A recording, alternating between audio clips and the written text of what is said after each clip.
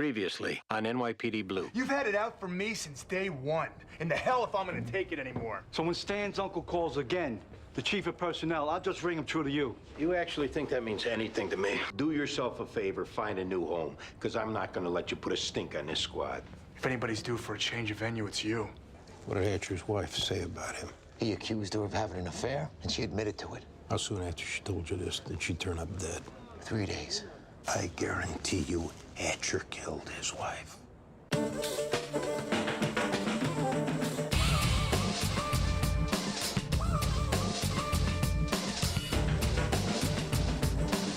Sipowicz, could you come into the office? Close the door.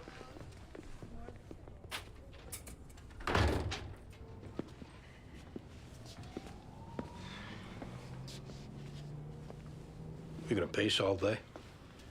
Department's been charged with beefing up patrols, so they haven't been backfilling the bureau like they're supposed to. You see where I'm going with this? No. Because of the patrol allocation, some squads are coming up short manpower-wise. So to equalize it out, they gotta move some guys around. Okay. And we got to give up a guy, and they didn't give me a choice as to who, so don't go griping at me. Who is it, Eddie? You. You're transferred to missing persons at the morgue. I'm transferred. The Bureau didn't give me a choice, so there's nothing I can do about it, so spare the discussion. You're serious? The day to a guy at the morgue's named Dolan. He's expecting you. Don't make this harder than it's gotta be. This come from Chief of Personnel? Hatcher's uncle, your buddy? It came from 1PP. From a Hatcher's uncle, off a call from a Hatcher, and you know it, and you just folded. You dug this grave, not me. You remember how I said a time had come when you need to show how you got spine? You could have left well enough alone. You could have worked your cases, him working his. Now's that time, Eddie. His uncle is the Chief of Personnel. Andy, I'm sorry.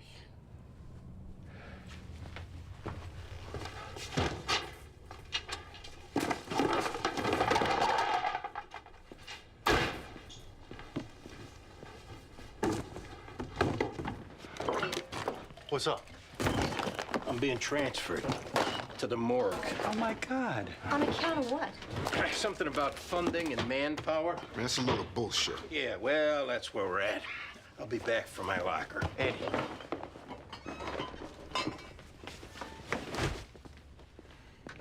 What the hell just happened? Unreal. I mean, the guy's like a legend around here. Unreal. Andy Sipowicz. It's okay. Can I help you? Yeah, I want to talk to you about this transfer down to the morgue. They've been having some problems on the night tour. They need a guy that's got some experience. It's about all there is to talk about. Your nephew doesn't belong on the job. Transferring me out isn't going to change that. This is about needing a guy in the morgue. Sounds like you got a beef with Stan. Maybe a change of scenery would be good for you. He's a bad cop. You're protecting a bad cop. You should leave now. You know what? Fine. You need me, I'll be at the morgue. Because you're not driving me off the job. No way. Hey,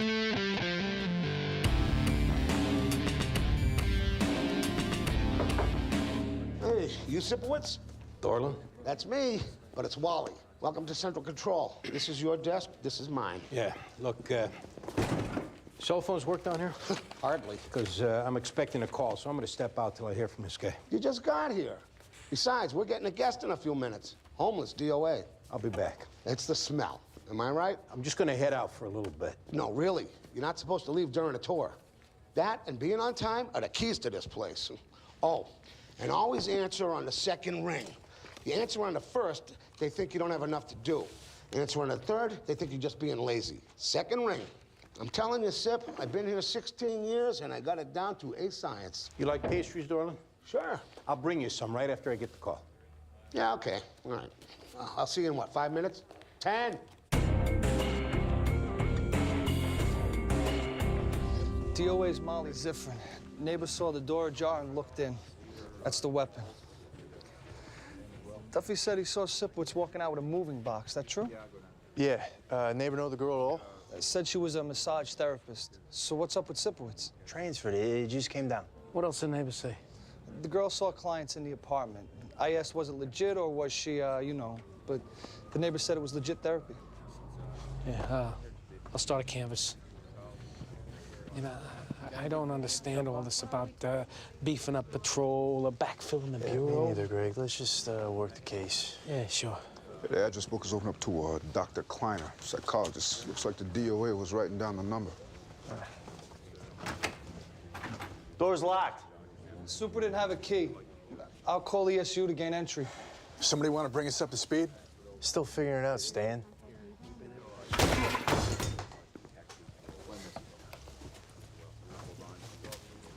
Well, check this out. Wonder if the neighbors knew about this.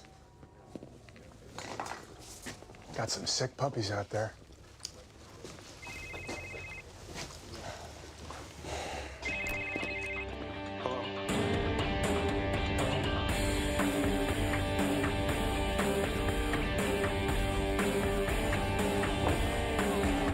We'll get this worked out, Andy. Yeah, screw him. Listen, I'm gonna meet up with Hatcher's old partner again. Get into more detail about what was going on when Hatcher's wife was killed. What can I do? I'm gonna be looking at informants or any skills that Hatcher had in his life back then. Anybody that could have helped him plant that car bomb. Or when you get the names together, call me. We'll go interview. Just tell Gibson you need some lost time. I'll take care of it. When you deal with Hatcher, just play everything off. I don't want that dickhead having a clue as to what we're up to. You got it. I'll be in touch.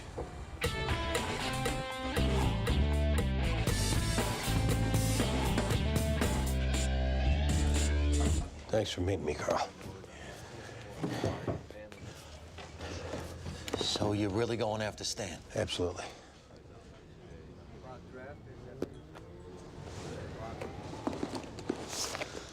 These are copies of the arrest records from when me and Stan were partners, plus a list of our informants. Did he also keep his own informants?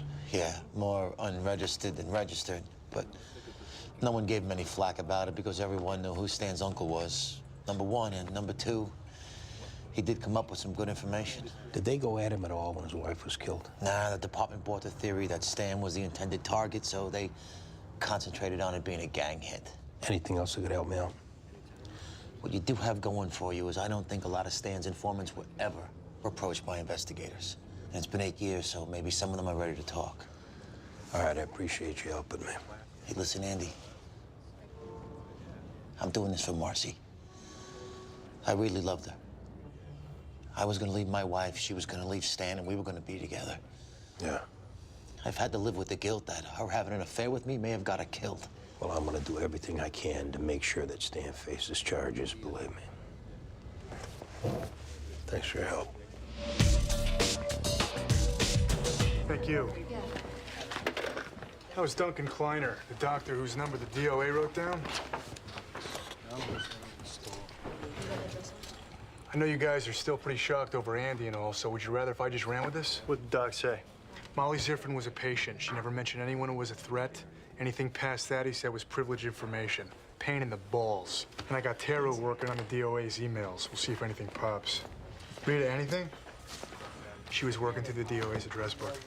A friend of the DOA said the girl was a full-time dominatrix and that she'd recently gone solo from a dungeon she'd been working at. Left the dungeon on good terms, or There was some bad tension with the owner when the DOA split. maybe they couldn't work it out with bullwhips, so the owner cracked her one. Address for the owner, her name's Paulette Vose. Sounds like a place to start. You guys take this, we'll keep working through the DOA's address book. What'd you call them, the shots now, Stan? Just a suggestion. We'll take the dom chick, I don't care. No, we got it. John, I'll be on the air. Clerk, you got a sec?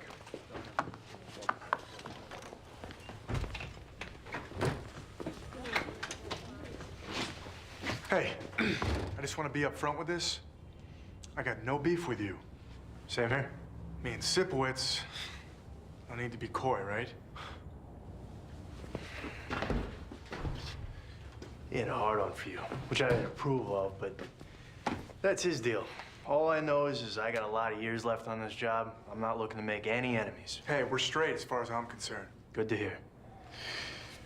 You know, along those lines, me and Ortiz. Not hitting it off. Yeah, big shocker, right? She's nice enough, but she's not, you know, one of the guys. I hear you. So what do you say? I'm thinking me and you, we could kick some serious ass together. Think so, too. But you know what? Not right away. Wouldn't want to get back to Andy until he has time to get over this. Yeah, no problem. I'm not looking to dance on anybody's grave here. Down the road a little bit. Hell yeah. Right on. I'll get at you later.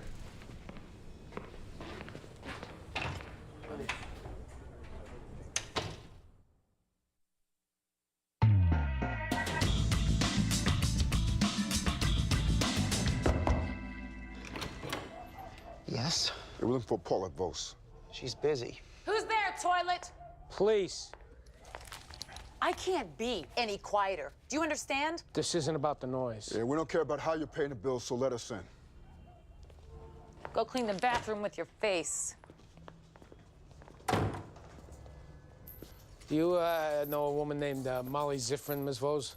Yes, I know Molly Ziffrin. When's the last time you saw her? A month ago? Any hostility between you? Why? Well, Molly's apartment got ripped off, your name came out. Me steal from her? Well, that girl does not stop. Meaning what? Up till a month ago, I ran a place called the Iron Heel. Molly was my top girl. But she got big-headed about it and took off with all of her clients and most of mine.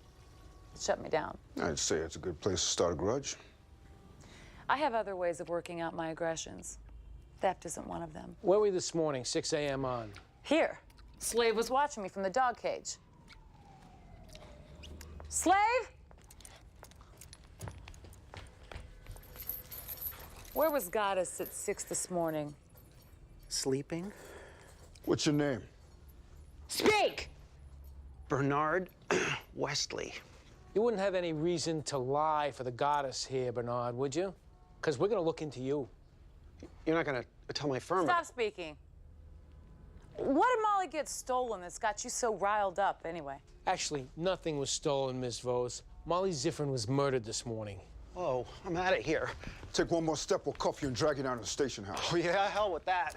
Look, I'm a criminal defense attorney. I'm not saying anything, and neither is she. You know, if you're not involved here, this is only going to prolong things.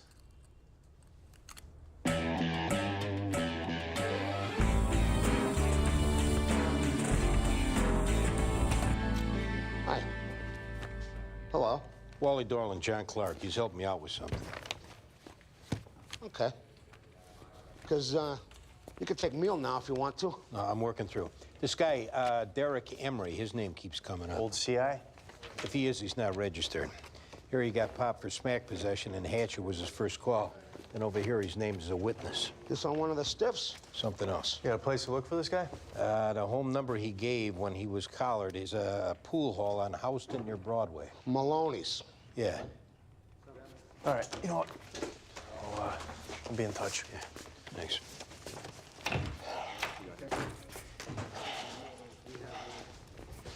What is it, Dorland? It's frowned on. You know, working case is not related to the stiffs. Yeah, well, let him frown. Robbery case? Homicide. With a CI involved? Maybe. Maybe a dirty cop involved. In a homicide? Maybe his wife. Get out. He got me transferred down here because I was looking into it. Oh, okay, now I know you're full of it. Or just paranoid. And if you're running your show from down here, it's gonna kick up a lot of dust on both of us. Dorland, I got nothing to lose. And if you really spent 16 years down here in this pit, you don't either. Hey, the morgue's important work. It ain't nailing a dirty cop. Now, I got a lot to plow through, so, Yeah, well, I got filing. Unless, nah. What, Wally? Well, I wouldn't mind familiarizing myself with the case, just to know what's going on in my own kitchen.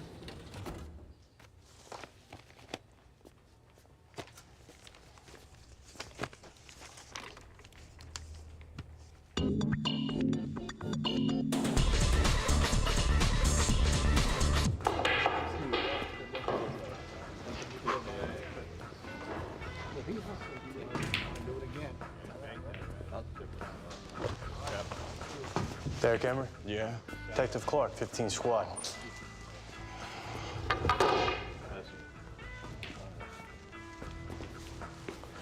Remember Stan Hatcher? He's a cop. Yeah? I need to ask you a few questions about your situation with him. You mean you're not here to bust me for nothing? No, I need your help. Dang. I thought you were fixing to bring me in. You running from something? Nah, but you never know with you guys. Damn. Stan Hatcher. What was your deal with him? What, Hatcher do something wrong? Maybe. See, I knew it. I knew it. You know what? The one day that fool was gonna end up dead, or arrested by internal, whatever the hell it's called. Hey, Jace, remember that Detective Hatcher dude? Hey, why don't you tell me about you and Hatcher?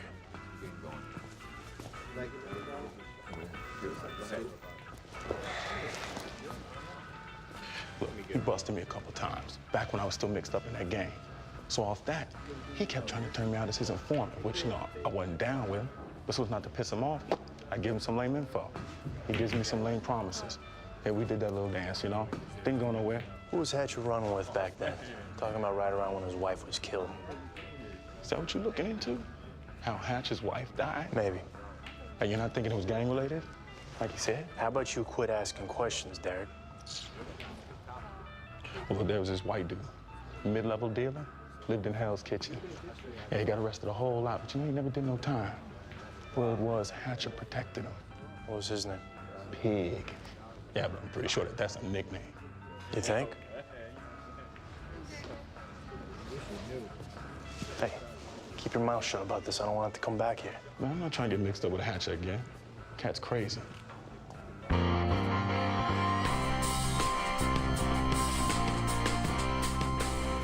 Thank you very much. Thank you. Looking for Scott Callum. Scott. Yeah. Up front. What's the problem? I need to talk to you about Stan Hatcher. Haven't seen him. I'm talking about 8 years ago, back when you were going by the nickname Pig. Coming back to you now. What do you want?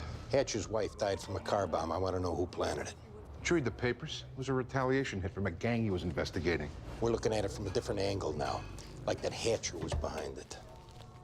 Yeah, well, that's an interesting theory. Look, I know you were in Hatcher's hip pocket back then, so you were going to point me in the right direction, and I'll leave you alone. Hatcher's still a cop? Yeah. I don't know anything about him or the bomb. Sorry, I gotta get back to work. I guess Scott wants me to have about 8 radio cars come down here in about 30 seconds. What the hell, man? I want a name. Look, I'm keeping my job. I did my time. Save all that for your mom, all right? You give me a name or your life is going to start going backwards in a hurry, starting with me putting the word out that you were a snitch back then. Emilio Juarez. As far as informants go, he's Hatcher's bottom bitch. All right, now you listen to me. I don't want you calling Hatcher. I don't want you taking calls from him.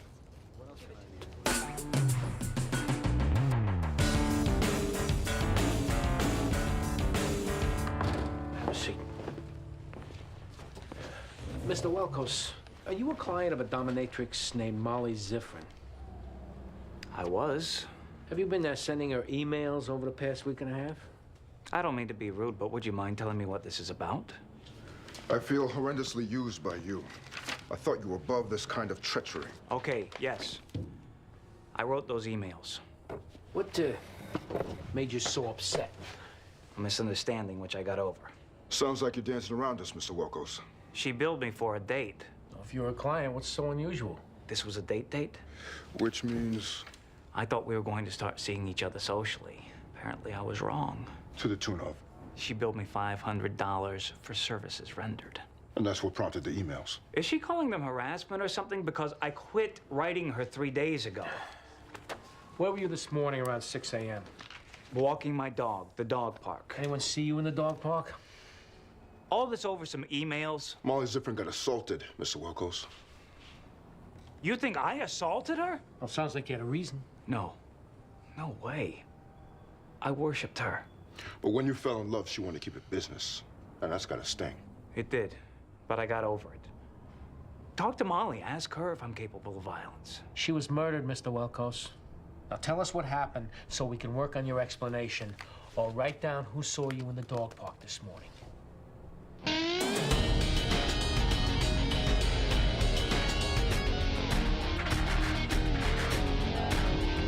Detective Sipwood's 15 squad. Emilio Juarez, thank you for coming to see me. Thank you.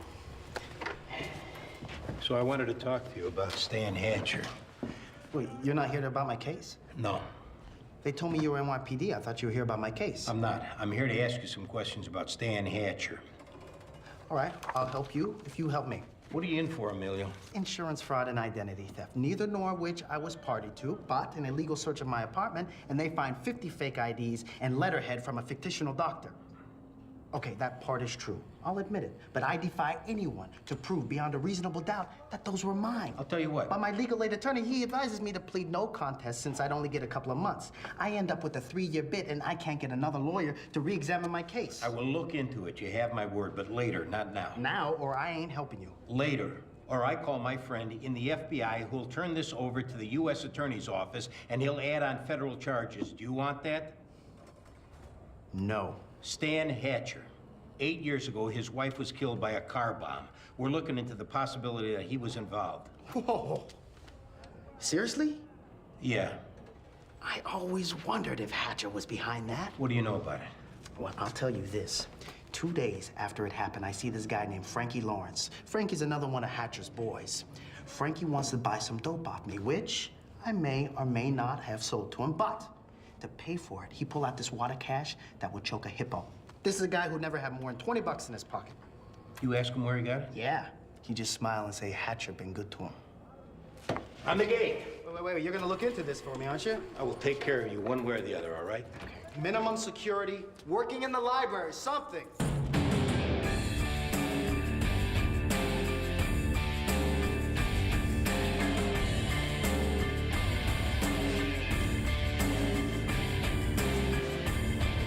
Excuse me, ma'am.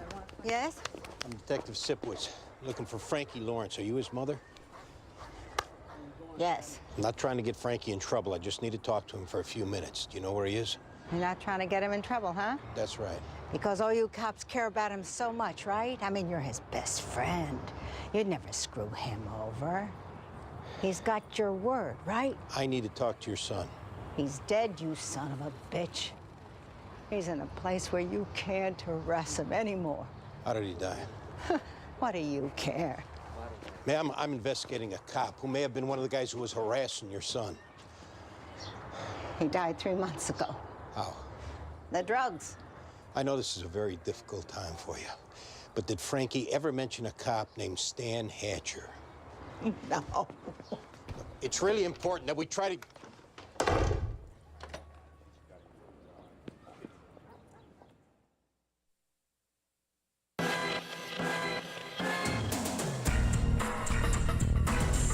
Pardon me, boss, but I just don't understand the logic of sending a first-grade detective to work in the morgue. They didn't give me a choice, Boy. It's a dumping ground for dead wood.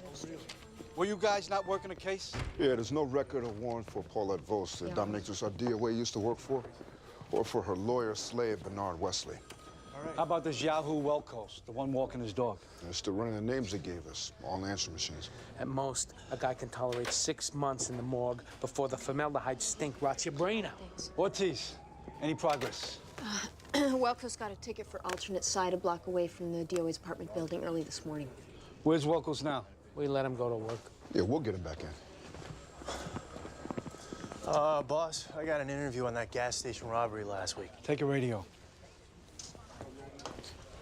Clark, 2 seconds. I just got a call from an old informant of mine. He told me Sipowicz came by his work asking about me, asking about the circumstances under which my wife was killed. You know about this? First I've heard. It's bad enough he's stepping on my wife's memory, but to try and implicate me? I've never been so pissed in my life. You know, he's lashing out a little because he thinks you got him transferred. I did get him transferred. You tell him that. I'll pass it along.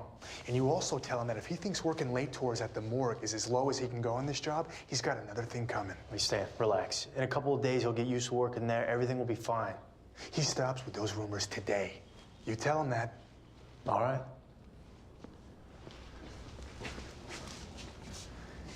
I need to know right now, if things get hot around here, who you backing up?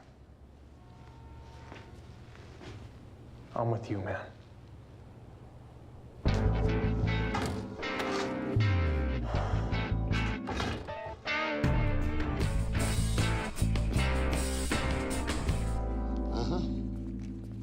Yeah, no, that's good. Hatcher's hip. One of the guys you talked to must have dropped a dime. Hatcher get in your face? Yeah, to confirm my loyalty to him.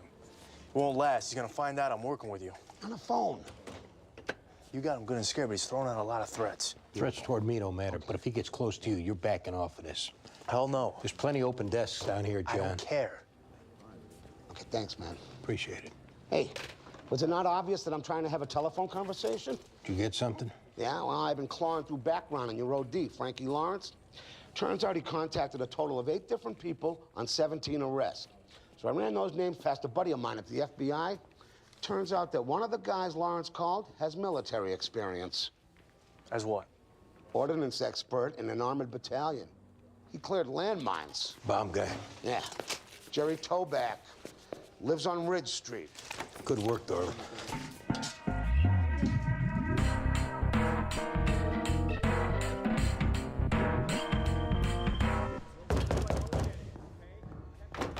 Jerry Toback. Yeah? Sipwitz and Clark, 15 Squad. What's going on? We need to talk to you about Frankie Lawrence. Okay. You were friends, right? Were, yeah, but not for like 3-4 years. What, you two have a falling out? Yeah. Over? He made a move on a girl of mine. Told her a bunch of bad things about me just to make himself look good so he could get into her pants. That was it. I haven't seen him since. But 8 years ago, you two were tight? That's right. That was back when Frankie was working with a cop named Stan Hatcher? Yeah. Back when Hatcher's wife was killed with a car bomb. What are you guys doing here again? Looking to find out maybe if Frankie helped with that bomb. It's something you should be asking Frankie, don't you think? We would if he was still alive. Frankie OD'd 3 months ago. See, all this time, cops have been investigating that car bomb as a retaliation from one of the gangs Hatcher was leaning on. But now that we know that Hatcher and his wife were having problems, we're looking at it different. Which is why your military background got red flagged, Jerry. In particular, your training in explosives. I want confirmation that Frankie's dead. Call his mom. Carla Lawrence, Staten Island. She's listed. Good. Now's the time, Jerry. Frankie's gone, you're not gonna be jamming him up. And do you really want to sit back knowing that a cop got away with killing his wife? Admitting to something like, oh, I don't know, that I built a bomb for Frankie Lawrence 8 years ago? That wouldn't exactly be good for me career-wise, especially now that I'm trying to get back visitation with my son. If this was a regular investigation, there's not much I could promise you. But I'm in a jackpot here because of Stan Hatcher. My career's on the line. So you believe me when I tell you, I will help you get your visitation back. And you will not do a day for making that bomb 8 years ago. I knew this would go down one day. Will you help me? Yeah. What the hell?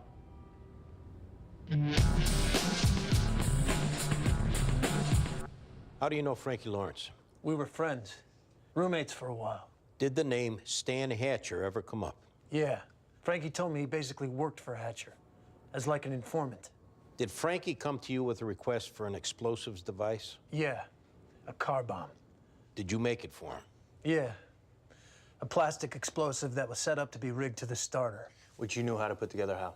From my military training. Did Frankie ever say what the bomb was for? No. Did he ever tell you that it was used on Stan Hatcher's wife? No, but it was, kind of obvious. Every time it came on the news, he'd change the channel, and he'd just give me this look. Did you install the car bomb? No. Did you drop Frankie off and see him install it? No. So you're not positive what it was used for? I got a pretty damn good idea. Can we talk out here for a sec? What else do you have? Hatcher's ex-partner, who can testify that Hatcher's wife wanted out of the marriage. And what else? Did you not hear this guy in there? Hatcher is responsible for his wife getting blown up. There's no physical evidence connecting that bomb to Hatcher. This doesn't qualify as enough for a circumstantial case? There's no direct admissions. There's not even hearsay evidence. I couldn't prove this case against an organized crime figure, let alone a detective. You can't do anything with this? Have you tracked down the family of Hatcher's wife? Can they corroborate? They couldn't help. We can't bring charges if we can't prove it. At least just charge Hatcher and present it to a grand jury. Let them decide. That's their job. I would open up my office to litigation as in wrongful prosecution. If this has to do with you being transferred, it's just gonna come across as a personal vendetta. Are you aware of why I got transferred? Huh? I know that Hatcher is responsible for his wife getting killed, so yeah, I'm taking it kind of personal. I can't prove it. It's that simple. You have to get more. We can always leak it to the press. That'd end up doing us more harm than Hatcher. All right, what then? We may need your help on this. Is that going to be a problem? Help like us in what? Help isn't stepping up, Gibson, like you haven't done once today. Our careers are at stake here, guys. Everything we worked for.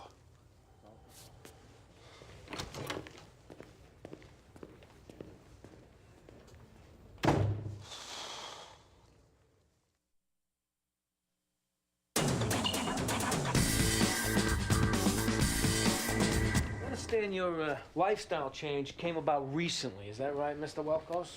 One of your coworkers said you moved out of your house in Connecticut 3 months ago. My wife and I separated.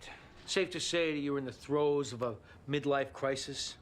I call it self-discovery. See, most guys go through a midlife crisis and they do stupid stuff.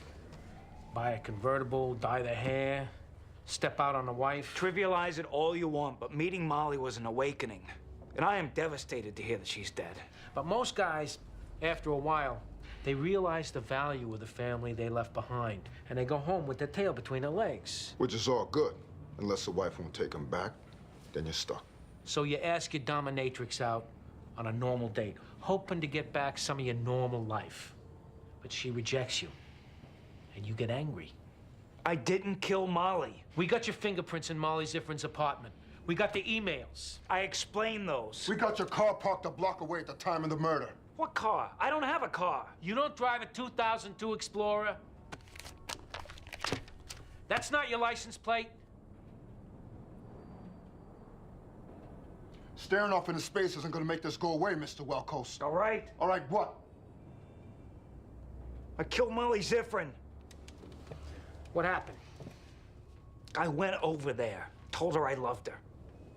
She started calling me the names. I said this wasn't a session. Talk to me like a human being. She slapped me. Then she went for her cane, so I defended myself. And how'd you kill her? I really don't remember. I blacked out. Next thing, I'm back out on the street, knowing that I just did something terrible. I ruined my life for her. I ruined everything. All right. We need you to write this up.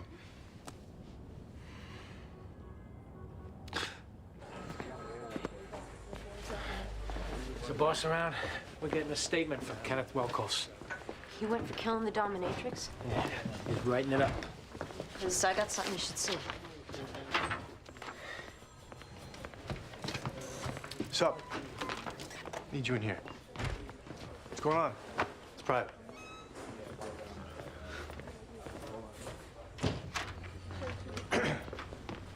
What are you doing here?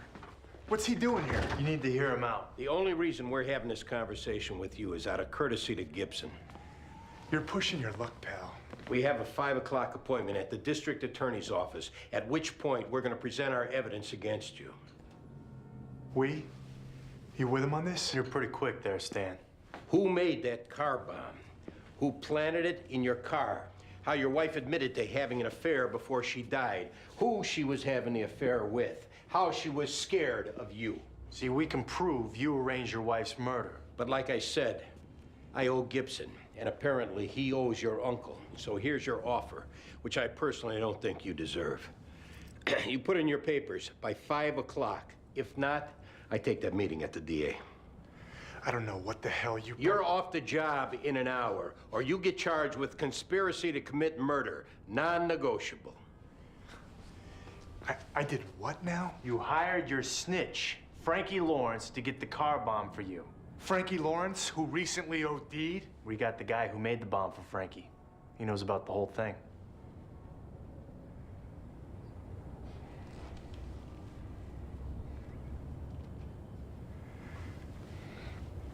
You know what? Prove it. Whoever's watching, whoever's listening in, prove it!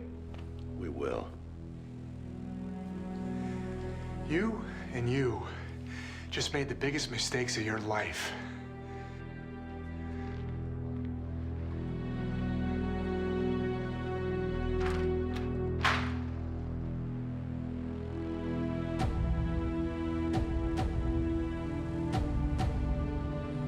Have a seat, Mrs. Welkos.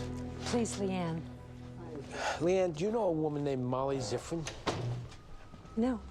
She's a dominatrix who was killed this morning. Oh. Well, I'm sorry to hear that. Your husband was seeing her. Were you aware that your husband was involved with a dominatrix? Suppose I was. You and your husband are separated. Yes. He lives in the city. You see, the problem is a 2002 Explorer that's registered to you and your husband was ticketed this morning near Miss Ziffrin's apartment around the time of her murder. And we just got the results of the Explorer's Easy Pass usage, and it shows that the car was back and forth to Connecticut this morning. That would indicate that you drove, ma'am. Did you go to Miss Ziffrin's apartment this morning? Was there an argument? I was there. We had a conversation about my husband, but when I left, she was alive and unharmed. Well, what prompted the visit? This had gone on long enough, and I felt it was time for her to leave Kenneth alone, to release him or take the spell off or whatever it was she was doing to just stop. What do you mean, the spell on him? I don't know what to call it, but she had to be controlling him somehow. You don't just go from being a normal person with a good job who loves his wife and children to being kept in a cage and whipped. It's just not possible. So you went over to talk and it turned violent, isn't that right? No, I don't know who killed her. Well, at this point, neither do we. But your husband confessed it was him. So either both of you were involved, or your husband figured out what happened and copped to it to protect you. Ma'am, your husband moving out and assuming this lifestyle must have been a lot to deal with. And maybe whatever Miss Ziffrin said to you in that apartment pushed you over the edge. But we need to know what happened, or your husband's going to spend the rest of his life in jail for it.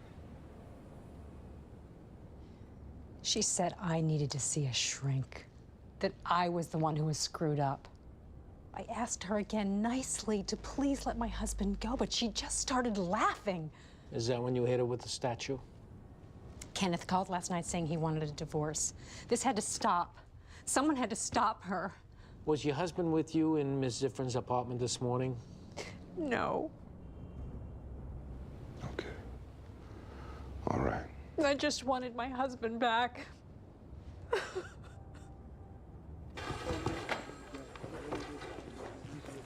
Hey, Andy, you back? No, just stop by. I still can't believe you're not around. I was just about to run a case for you. Run it for me. Leanne Welkos went for it. She's writing it up. Yeah, we'll get with the husband, have him come off his story. He admitted to it to try and protect his wife? Yeah. Hey, Stan. Hey. Yeah, so listen up, everybody. I just put in my papers. What? Yeah, this security gig I've been looking into just came through.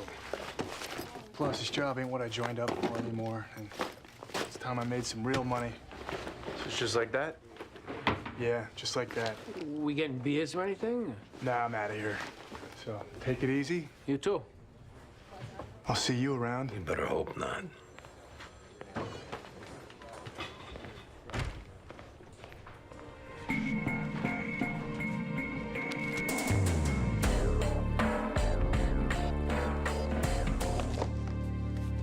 I'd like to say you set the morgue record for quickest escape, but there was a guy in '89 who only lasted an hour. Yeah? But he didn't get transferred back to his old squad like you, though. He put in for retirement. So I guess you got him beat on that one. Thanks to you. You found a guy that cracked it, Wally. Ah, you would have got to him eventually. Yeah, maybe. Maybe not. But you found him. I owe you. Put me in your will. I know some people. They could maybe get you back on the squad. Oh, no. No. I'm fine here. Cataloging stiffs? Someone's got to. You could be working homicides. I was doing that once, but it got to me. It boozed up pretty bad. No, this is my speed. You're a good cop. That's good to hear.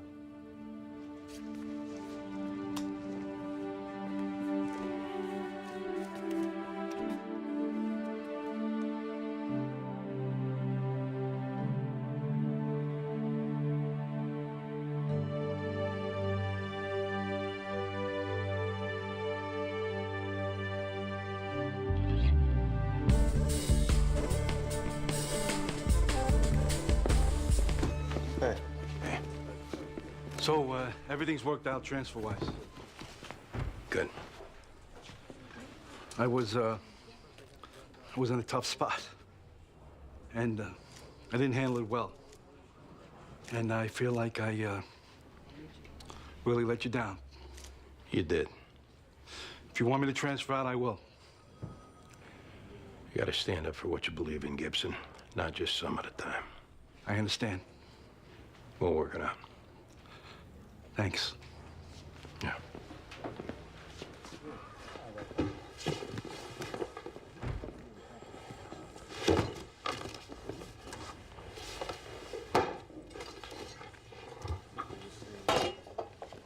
I'm not going anywhere.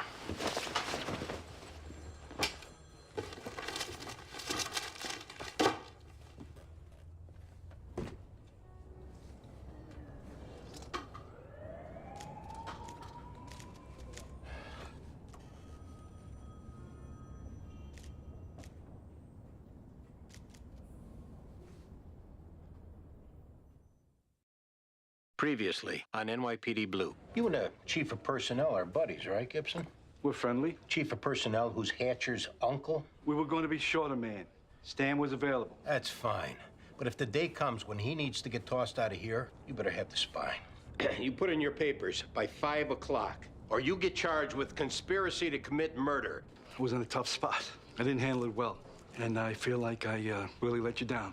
You gotta stand up for what you believe in, Gibson. Not just some at a time. I understand.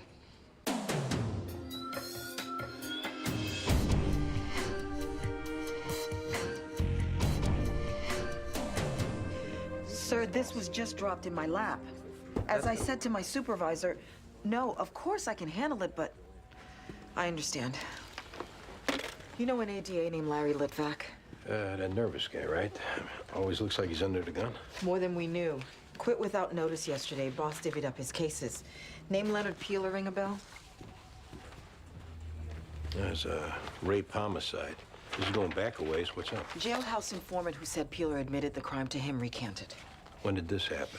A couple of weeks ago. He's dying of AIDS, found God. Either way, his new statement got appellate counsel interested. They landed Peeler a DNA test, which came back negative. Peeler's DNA came back negative? From the DNA taken off the girl he was convicted of raping and killing. The whole case of mine goes active and nobody advises me till now? Larry Litvak wasn't exactly crossing his T's. He just admitted himself into rehab. So what now then? There's a 1 o'clock hearing where I'm sure the defense is going to push for a motion to dismiss the charges. And I'm still trying to familiarize myself with the case. It was a good collar and a jury convicted his ass. Circumstantial case, though. No eyewitness. No. Look, if the DNA wasn't his, maybe he had an accomplice who he had never flipped on. Or maybe the girl had had sex with someone else earlier. She was 12. Well, I'm just saying, this isn't good. So you need to help me keep this case together. Otherwise, we're gonna have to prove it again without the snitch and with DNA working against us. It was a good arrest. We had Peeler with the girl an hour before she was killed. His alibi didn't pan out or his timeline. Okay. Here's a copy of the file. I need to get caught up. I'll see you at 1. Yeah, I'll be there. Okay.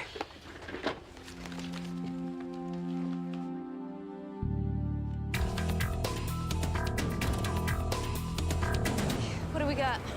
Gary Keller, big old head wound. Wallet had been gone through. Who found him? Kid over here, Royce Purley. All right, we'll take the kid. You want to start canvas? Yeah, we're on it. Royce, you found him? Just laying there. Crazy. What got you in the alley? Ducked in from the breeze to light my smoke. Where are you headed to? School. NYU nursing. A nurse that smokes? Yeah, I know. I gotta quit. You seen anybody suspicious around? Just him. Dead. You ever seen him before? Nah, but he's dead now. You all right? Looking at him gets me a little lightheaded. Yeah, okay. Anything else you need to tell us? Told you everything that I saw. Now, do you mind if I take a seat? Yeah, over here. Catch Andy up. Hey. The guy who found him? Smoking nurse who can't take dead people. DOA's wallet got emptied, huh? Yeah, we got that. Where you been all morning?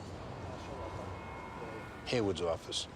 Old homicide of mine might get reopened off DNA.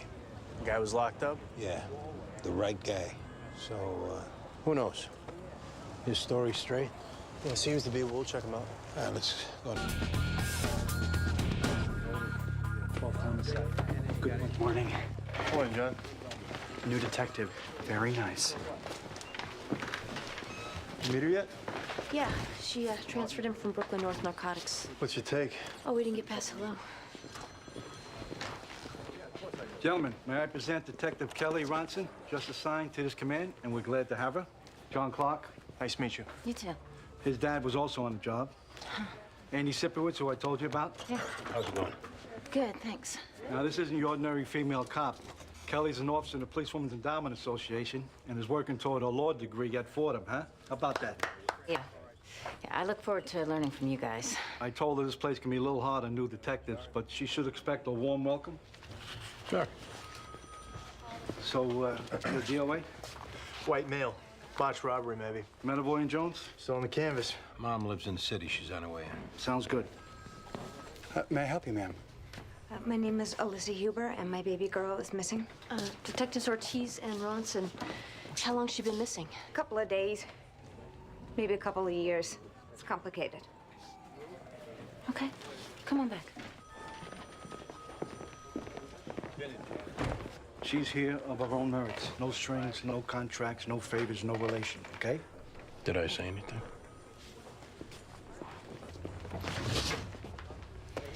Let's see if we can uncomplicate this, Alyssa. I just got out of Bedford Hills on Sunday. 3 years for possession. I fell in with the wrong crowd. Somebody asked me to hold a package. But that's all behind me now. I cleaned up my act. Good for you. I got early parole off good behavior. Your missing baby? Right. So before I go in, I give Zoe, that's my baby girl, to this friend of mine, Carla. At least I thought she was my friend. So you gave Zoe to Carla to take care of while you were in the joint? Yeah, exactly, because she's a responsible type, and she said that she'd do it. So I go by her place, first thing I get out, no Carla, no Zoe, no nothing. And no idea where Carla went? Nope. And then that's where you guys come in, right? Well, we'll do everything we can. Yeah, that's what I want to hear. You have any contact at all with Carla when you were locked up? Yeah, as much as I could, but I never got no response from letters, and I didn't press it because I was so grateful Zoe was being cared for. How old, Zoe? 4. She got a father we could talk to? He's doing 25 to life up at Coxsackie. So now you know everything. Well, we need whatever you can give us on this Carla. Last known address, phone number, people who know her. She's who got me through those 3 years. Your daughter? Yeah. Picture in her face. The hell if somebody's gonna take her away from me? We're gonna do everything we can. Have a seat, folks. Once again, I'm very sorry about your son and your brother. Thank you. Gary was one of the good guys, you know? He lived in Connecticut? Yeah. Beautiful home, 2 kids, everything going for him. And then he had to get sucked into this. Sucked into what? Gary was just visiting. Mom, come on. He was, Hugh. You know what you're doing is disrespectful to Gary's memory, to who he was as a person? What are we talking about? Gary was in town on account of our younger brother, Eric. Who was fundamentally a good person. He's a criminal. He is a decent person who is struggling with the same things your father struggled with. Dad wasn't a junkie, Mom. Neither is your brother. All right, enough. Sorry. Just overwrought. So what do you think your brother Eric has to do with Gary getting killed? Gary came into town to basically do an intervention on Eric. To me, it seemed very presumptuous. That's because you still see him as 5 years old. Okay, guys. Gary was going to see Eric this morning about his drinking, his drugs, and basically his overall nasty behavior toward the family and Mom. Now, I'm not saying that Eric had something to do with Gary's death, but the people Eric keeps company with, lowlifes. So maybe one of them. Where's Eric live? 3077 12th Street near 2nd Avenue. No, that's where Gary was going this morning, because where we found him was nowhere near there. There were some phone calls back and forth. Gary said he was going to go talk to Eric. He didn't say where. Do you know if Eric's home now? He's not. I called this morning when I heard about Gary. I don't know where else he could be. Eric didn't have anything to do with this. He couldn't have hurt his brother. She doesn't understand drug addiction. I know his heart. All right, we'll look into it and be in touch.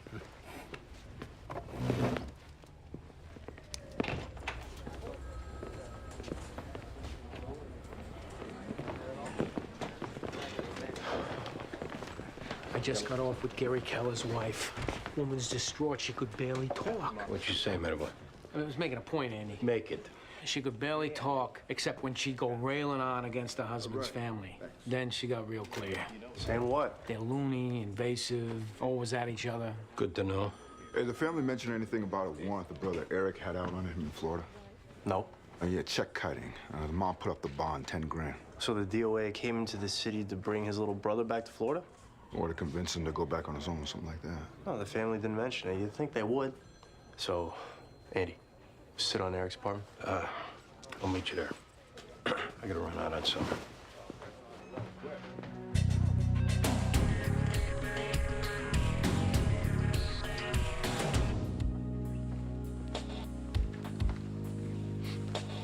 So you still keep up with the flowers?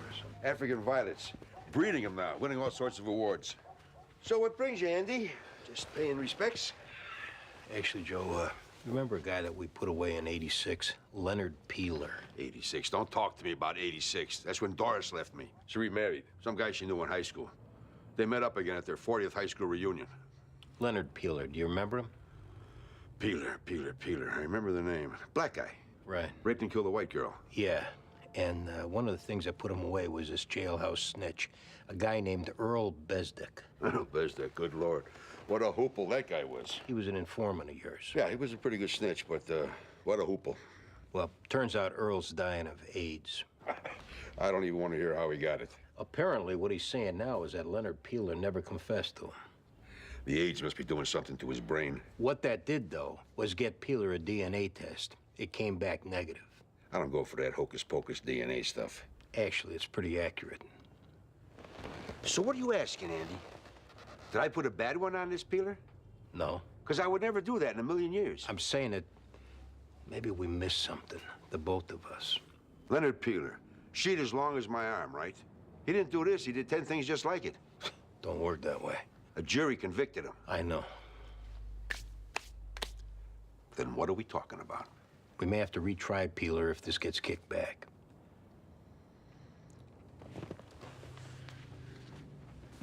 My first squad, 18 to 22 already dead. You know why?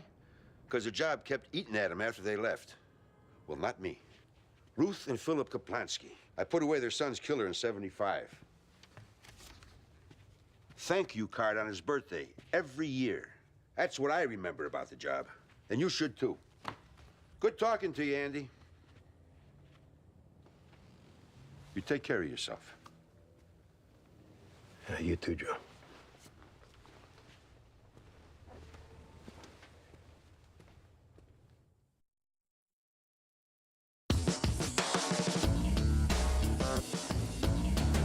So what are you going to law school for? Don't know yet. Just always had an interest. I got a scholarship to the job, thought I'd take advantage of it. But I love being a cop. I wouldn't want anyone thinking different. Sure. Because that whole thing with the boss reading my resume, that was a little embarrassing. Well, no one will hold it against you for being short. Well, that's good to hear, because other places I've been, they read my ambition as attitude, and that's absolutely not the case. All I care about is how we work as partners. Sounds good. Police. About what? Let's talk inside. About what? Zoe Huber. She here? Wow. We need to talk now. We have to know where Zoe is. This is coming from Alyssa, Zoe's mom? She's out of the joint. She wants her daughter back. Oh, that's just great. Good for her. What a tool. Carla, is the little girl here? Of course not. I only had her for about 6 months. Then what? I got her to someone else. The girl was put in your care, and what? You just got sick of her? Hold the phone, lady, okay? I was asked to care for that kid 2 hours. Alyssa abandoned that girl to me. How? I knew Alyssa from the building. She shows up one morning completely loaded, asking me to watch her kid till noon. 2 days later, I get word she's locked up. Did you try to contact her? Yeah, like 50 times. I tell her she's got to arrange for her kid. She keeps telling me I'm working on it. Then she stopped calling and ignored my letters. I mean, come on, I have 3 kids of my own. I couldn't afford it. So you gave the baby away? To Alyssa's relative. A cousin of hers or something. How about social services, Carla? You even think of calling them? No way. They near took one of my boys. Called him failure to thrive when all he had was a cold. I was not inviting them in again. The name of this cousin and where we can find him. Jason Mathers. When I dropped off the kid, he was living at Lafrac City. Better hope he's still there. But what? What did I do? Sit by the phone. We may need you again.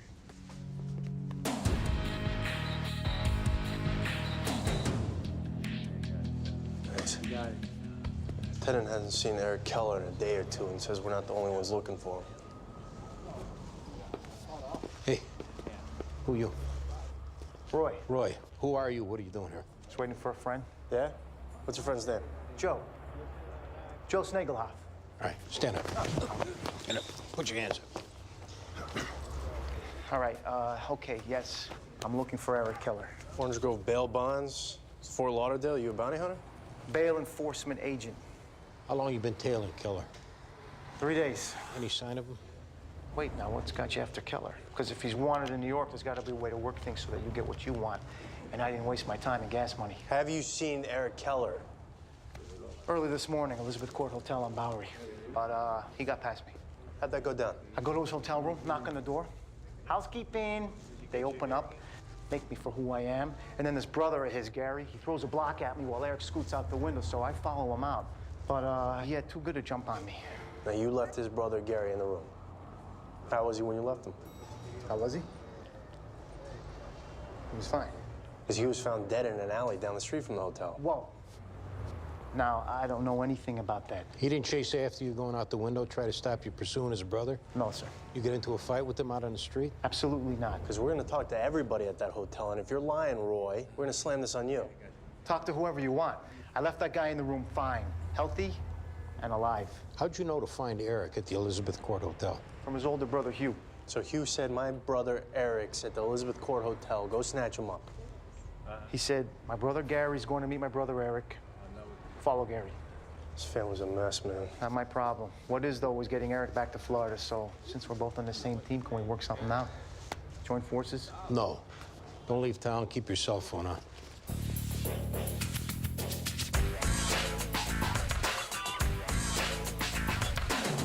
So can you tell me what's going on now? Did you find my brother Eric or not? Not yet. But we did find the bounty hunter who was looking for him. Uh-huh. Well, that's all you gotta say? Because we'd like to know why you didn't mention a bounty hunter to the other detectives. Well, I mean, I guess it just didn't come up. Your brother's murdered, Hugh. That kind of thing needs to come up. All right, I didn't want to say it in front of my mom. I didn't want her to know that I've been helping get Eric brought back to Florida. Wait, you didn't want your mom knowing? How old are you, Hugh? Eric's her little angel, okay? And she's a frail old lady, but the time came for me to put my foot down. How long have you known about the bounty hunter? He called a week ago, said he was looking for Eric. I didn't even know Eric had been busted, or that my mom put up this huge bond. All right, so you told the bounty hunter that you'd help him out. I said if I heard any news of Eric, I'd pass it on. She doesn't have 10 grand to blow. And did you pass on news to the bounty hunter this morning? I called him last night when my brother Gary came into town. All right, to do this intervention, or were you lying about that to the other detectives? No, I wasn't lying. It was to do an intervention, sort of. But more, to tell Eric to be a man and get his ass back to Florida. Well, how'd Gary wind up stuck in the middle? For a long time, Gary's been the intermediary between me and Eric. We'd pass messages through him. So Gary goes to deliver your message. You have him followed, and then somehow Gary ends up dead. Tragically. And what's the reason you couldn't deliver this message to Eric yourself? Because he's a thief and a junkie and the shame of our family. I could go on. You got an hour? All right, Hugh. Is there anything else you're not telling us? No. And you have no idea how your brother Gary wound up dead? That's a question for Eric. Who you have no idea how to find. I don't have a clue. On a lot of fronts, apparently. Excuse me? I'm in mourning here. So where are we with this missing kid? Mom's on the way back in. We got some things we need to clear up. Have you found the kid yet, though? No. Mom dumped it on a Carlin Nichols, who passed it off to a Jason Mathers, Mom's second cousin. Who's now doing 3 to 5 in Rikers for assault. Corrections interviewed him for us. Mathers says before he got locked up, he was living with a junkie named Tanya Taylor. They got a fight, and Tanya split with the kid. Vice says Tanya's a pros. They're keeping an eye out. You want to rewind that? It's a game of hot potato, Sarge. We're nowhere. What's up with him? He admitted to tipping off the bounty hunter. That's it. That family's like the Hatfields and McCoys. If, you know, the Hatfields and McCoys were all in one family. Yeah, we need to get our hands on the younger brother, Eric. Yeah, definitely. Yeah, somebody called me. You? That's right. In here. You find my daughter? No. Come on. Then why'd you have me come all the way here? Let's go. You got this handled, right? Yeah, go do what you gotta do.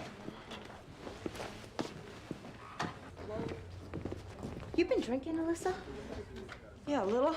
It was was my friend's birthday. Out drinking while your daughter's missing. Maybe I should slit my wrists. That it? Your story about Carla blowing off your letters, she's saying different. Yeah, well, she's a liar. Next question? We just got a call from social services a little while ago off you hassling them for your ADC check. They needed to verify you got custody of the kid. Yeah, what'd you tell them? That we're looking into it. No, you can't tell them that. You know, because then the file gets tossed up to the supervisor and I'll never get the check. Oh my God! Is that what this is about, your welfare check? No, it's not. And how dare you? But that money, as a mother, that's available to me, so what should I do, turn it down? Is your baby alive? You tell me. You're the cop. Because if this is some kind of welfare scam, or if your baby is dead and you're just trying to point us in a different direction and leave yourself out of it. In the space of 2 minutes, you call me a liar, a drunk, a thief, and what? A killer? All I am is a mother who wants a child back.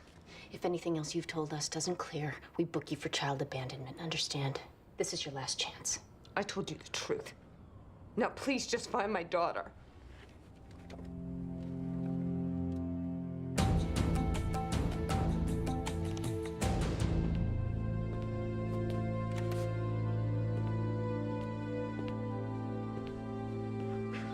Thanks for coming by. Appreciate it.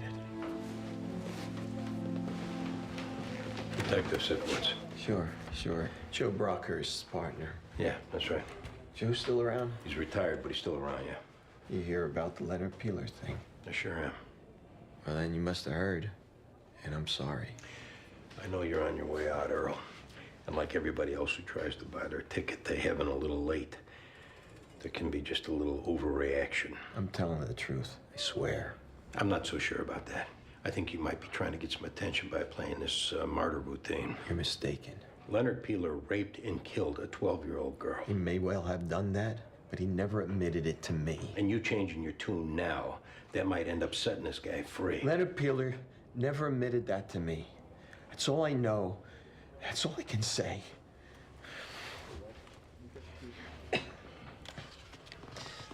Thanks. What did he tell you? Nothing. We spent a half hour in a van on the way to Rikers. That's when I said he told me about killing that girl. In truth, never said a word. Why did you make up the story? I knew he was the suspect. I thought he did it. I kept on seeing that girl's face. From the photo in the paper. Don't bullshit me. You were looking to help yourself out. Sure, but I also didn't want to see Leonard Peeler get away with killing that poor girl. And your conscience is all clear now. Not by a long shot.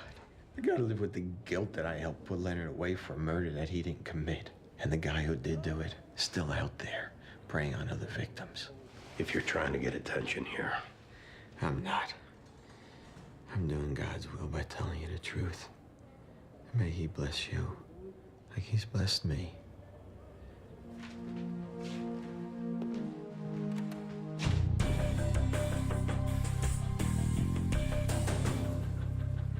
The lab report is absolutely clear. The DNA doesn't match, Miss Haywood.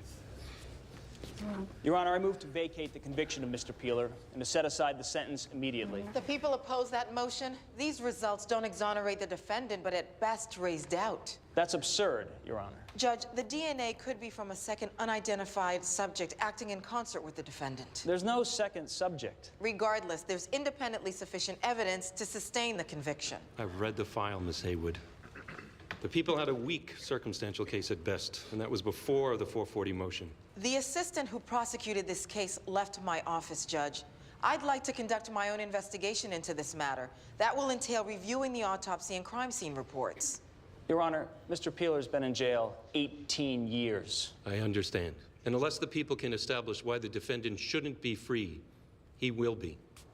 I hear the motion on Friday morning. Your Honor, I need more than 3 days. We are going to resolve this matter before the week is out. Your Honor, I move that bail be set. Mr. Peeler has priors. He's a flight risk. Motion to grant bail is denied. We will reconvene Friday morning. Give it a date, Johnny.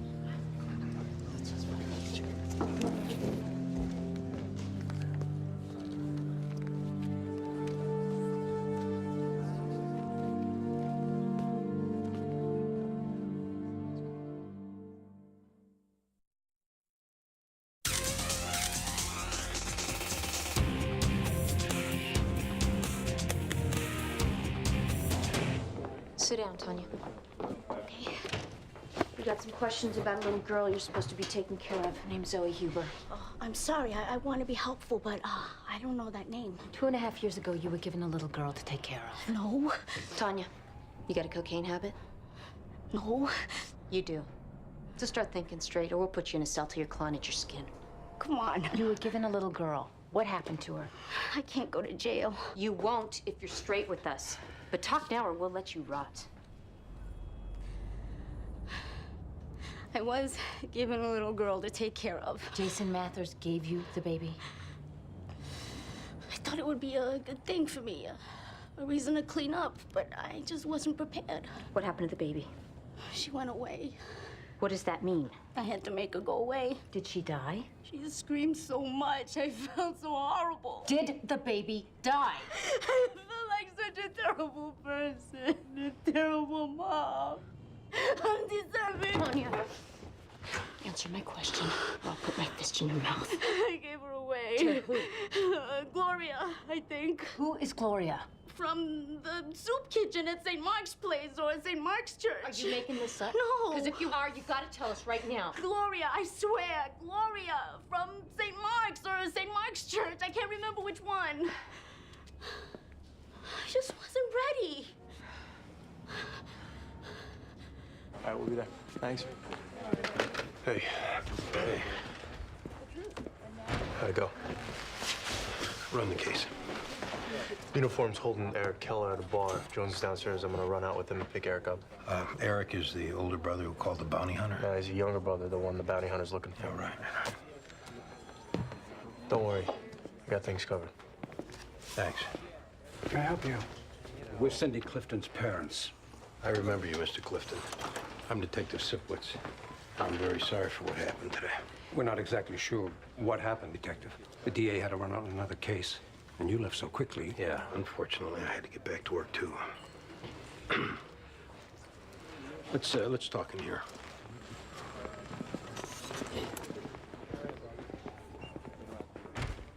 Do we know what that's about?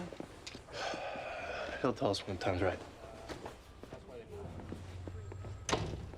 This has been a very difficult time for my family. Very difficult day. I understand. You know, when that jury convicted Leonard Peeler, we thought it was over. I thought it was, too. He's had appeal after appeal, state court, federal court. How can he just have this test so many years later? DNA testing wasn't available when he was convicted. So law says he's got a right to the test if he asks for it. And as a result of a witness recanting his testimony, that's what happened. Did you arrest the wrong man? Right now, I'm looking at the possibility that maybe there were 2 men involved, which would account for the DNA not matching. Is Leonard Peeler going to be released? I don't know. Is the person who raped my daughter, who strangled her, who sodomized her? Gerald. Is that person still out there, Detective? Huh? Yes or no? We're entitled to a simple answer. I'm sorry for your pain, Mr. Clifton. And I wish this wasn't happening. All I can do is promise to find out what did happen. You and your partner worked hard on behalf of our family, Detective. We haven't forgotten that. And I haven't forgotten Cindy. I will get to the bottom of this. I swear to God.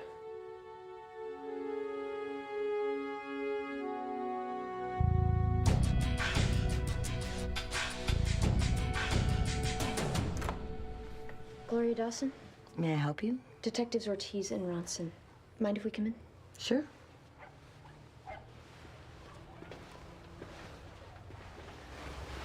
A beautiful girl. How old is she? Emily's 4.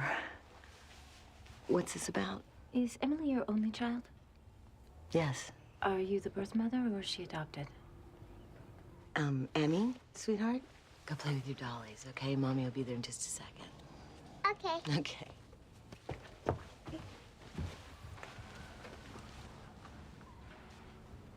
Emily's adopted.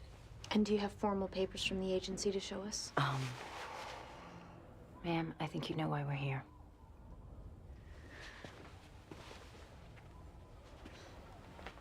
At this point, we're just looking to determine the condition of the child. Well, Emily is thriving. She's in nursery school now. Jerry just got made partner at his CPA firm, so financially, we're stable. And I don't work, so whenever Emily's home, she gets full-time attention.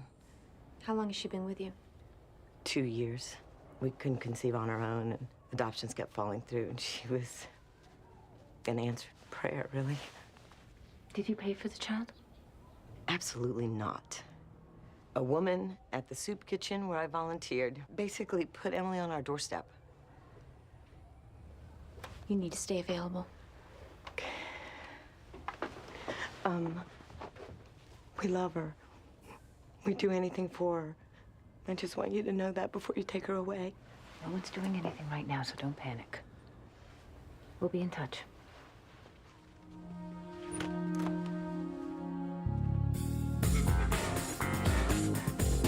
Sit down, Eric. We're sorry about your brother Gary. From all we heard, he was a good guy. Yeah. We also heard that Gary was sort of stuck in the middle between you and your brother Hugh. Hugh, he's a prick. So did Gary show up at your place this morning as a spokesman for you? I guess, sort of. What'd you talk about? Gary said Hugh got his panties in a bunch on account of a scrape I got into in Florida, and then I needed to go sort it out. Hey, this is about you jumping bail. Put your mom out 10 grand. Just gonna take care of it. I'm still gonna. Yeah, but did he get your back up a little? You know, Gary needling you about something you were gonna do regardless? What needled me was who it was coming from. All right, brown-nosed Hugh. Who's he brown-nosing? My mom. He thinks he's being a man, standing up for her, but he's just whining for attention. All right, so you got all this anger at Hugh, this deep-seated, lifelong anger. And here Gary shows up as Hugh's mouthpiece. How'd he piss you off? Like I said, it wasn't Gary I was pissed at. Yeah, but Gary's the one who ended up dead. What are you asking me? Did you have anything to do with it? Oh, come on. Gary came to see you on an errand from a guy you hate. Gary winds up dead a block away. Now, you see how we might put those together? The last time I saw Gary, he was helping me escape from that bounty hunter asshole. All right. Describe that. Gary's in my room 10 minutes, and there's a knock at the door for housekeeping, which there isn't in that Fleabag hotel. So Gary says, break for the fire escape. He'll hold the guy back. Went for the fire escape. End of story. Did the bounty hunter follow you out the window? Nobody followed me. What about Gary? That was the last time I saw him. So you didn't meet up with him around the corner? No. You didn't meet up with him and have an argument about how screwed up your life's gotten? Wanted man? Guys hunting you down? He wanted to help me. Eric, you run from trouble. Now, did you give your brother Gary a smack to get away from him, thinking you can make it up later? I didn't kill Gary. Gary was a great guy. I admired him. He got out of here, away from this family. Hugh, he's nothing to me, man. Gary was my brother. What?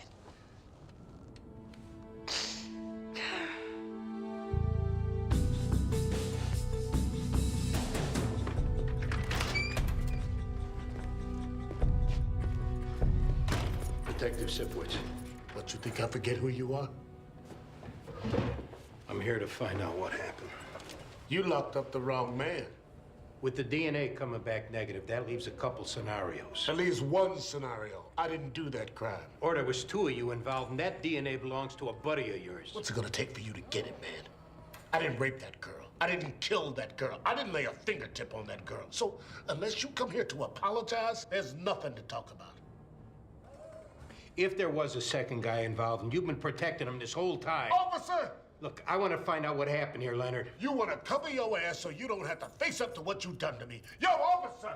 If I didn't want to face up to it, I wouldn't be here right now. You didn't believe me then. You don't believe me now. But I don't give a damn. Because DNA proves it whether you like it or not. I did my job, and a jury convicted you. I don't want to talk to him no more. We still have witnesses, Leonard. Still have your bogus alibi and your timeline problems. 18 years.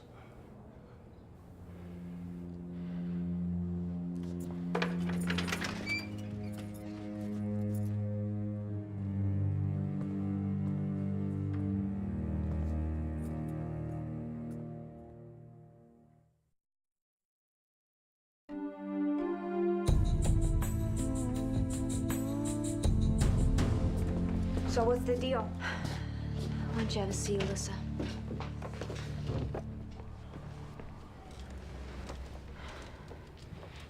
We've got some bad news. What? Zoe died a year ago. She got passed through 5 different people, ended up in Ohio. She got pneumonia. We're sorry. But here's the problem, Melissa, and it's a big problem. Our boss wanted an update, and we gave it to him. His response was that you should be arrested and your parole violated. For what? I didn't kill her. Well, the way he's looking at it, indirectly you did. So he went from bad situation to worse, and you got the ball rolling downhill. I've been in jail. We understand that. And seeing as you've been through a lot already and you're looking to make a clean start, we asked our boss to cut you a break. Oh, I'm not arrested? No. But you need to just cruise on out of here and not come back. If you do, you get locked up. And we are not joking.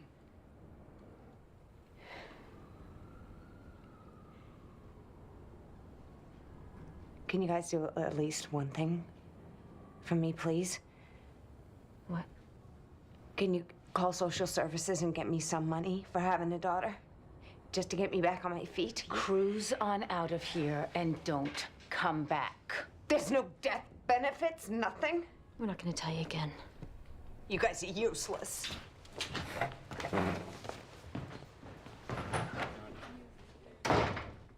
So, you locate Eric Keller? We did. Am I here to work out a deal for him? We gotta get some things straight first. The sequence of events. Step by step, tell us what happened in Eric Keller's hotel room this morning. I knock on the door. Brother Gary answers. He throws a half-assed block at me while Eric goes out the window. I follow Eric. Well, see, some folks at the hotel are saying you left through the front door, not down the fire escape. Right. Yeah, okay. All right, so you spent a little more time with Gary in the hotel room than you said. Struggling with him, maybe? Just to get around him. You carry a stun gun?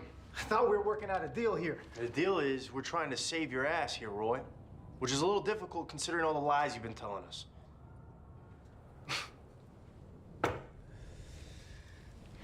Yes, I have one. Like every other bail enforcement agent. Or most every other one. I don't like people thinking I can't do my job. Because I don't have a lot of size. Did you use a stun gun on Gary Keller in the hotel room? Or did the stun gun marks the ME found come from the maid? Then a little professional courtesy for fellow law enforcement. Did you use a stun gun? Yes, twice. But like I said before, he was alive when I left. Fine, talking, all that. What? What? Gary had a heart attack from being hit with a stun gun 5 times. That's what killed him. Thought you said he was hit in the head in the alley beside the hotel. Well, the ME came back saying he got the head wound falling down from the heart attack. You got overzealous, lost your cool, play it that way. No. Oh, this isn't my fault. We're telling you it is. No. I went in with the stun gun because I was told this kid Eric was gonna be armed. I was told to go in that room aggressive because the kid was a psycho. Were it told you by Eric's brother, Hugh? Yeah, he said he was a madman. And that he's got junkie friends and to go in ready for a brawl and do whatever I could to subdue him. Put in your statement. He said the kid might try and kill me. I never would have used it if that wasn't in my head. Write it down. Come on, guys. How about some professional courtesy? If you'd have handled yourself like a professional and called 911 for Gary when you saw that he was in trouble or told us the truth earlier, we might be a little more inclined to help you out. Am I going for murder? Criminally negligent homicide. That's jail time? And once with a stun gun, maybe twice, you could argue self-defense. But 5 times, yeah, that's jail time.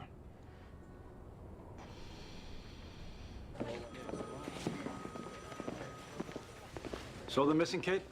Still missing. We'll keep working it. Tough being 0 for 1 out of the blocks, kid. Tomorrow's another day. Thanks. I'm gonna head out. I'll walk down with you. Sarge, bounty hunter's writing up a statement. Hey. So, how what we did today, or didn't do? I'm sorry you had to enter into a secret till death pact on your first day here. We did the right thing. We did. And there's nothing to be sorry about, right? Right. It's good working with you. You too. See you tomorrow.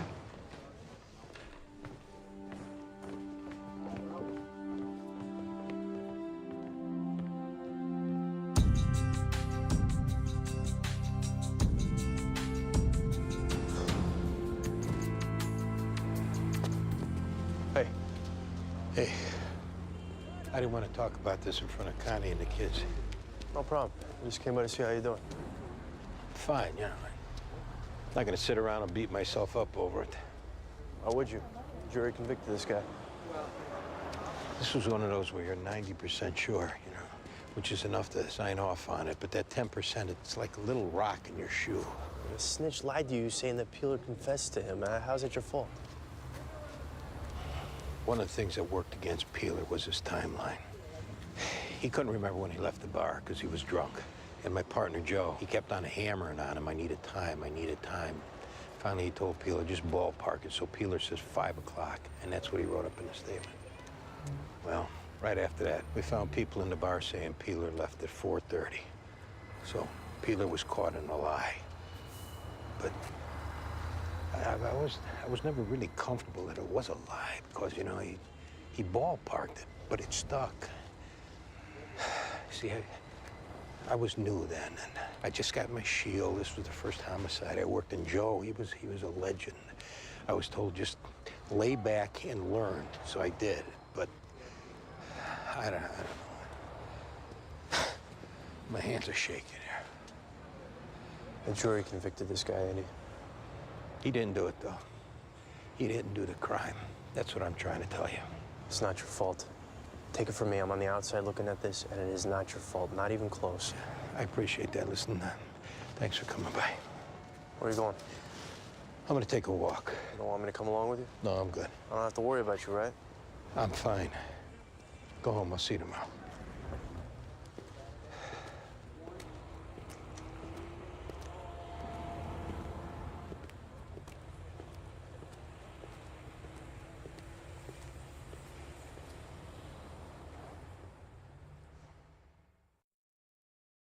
Previously on NYPD Blue. May I present Detective Kelly Ronson, just assigned to this command? Old homicide of mine might get reopened off DNA. Remember a guy that we put away in '86? Leonard Peeler. Black guy. Right. Raped and killed a white girl. Maybe we missed something. Did you arrest the wrong man? Is the person who raped my daughter still out there, detective? I didn't rape that girl. I didn't kill that girl. I want to know what happened, Leonard. You want to cover your ass so you don't have to face up to what you've done to me. The jury convicted this guy, Andy. He didn't do it, though. He didn't do the crime.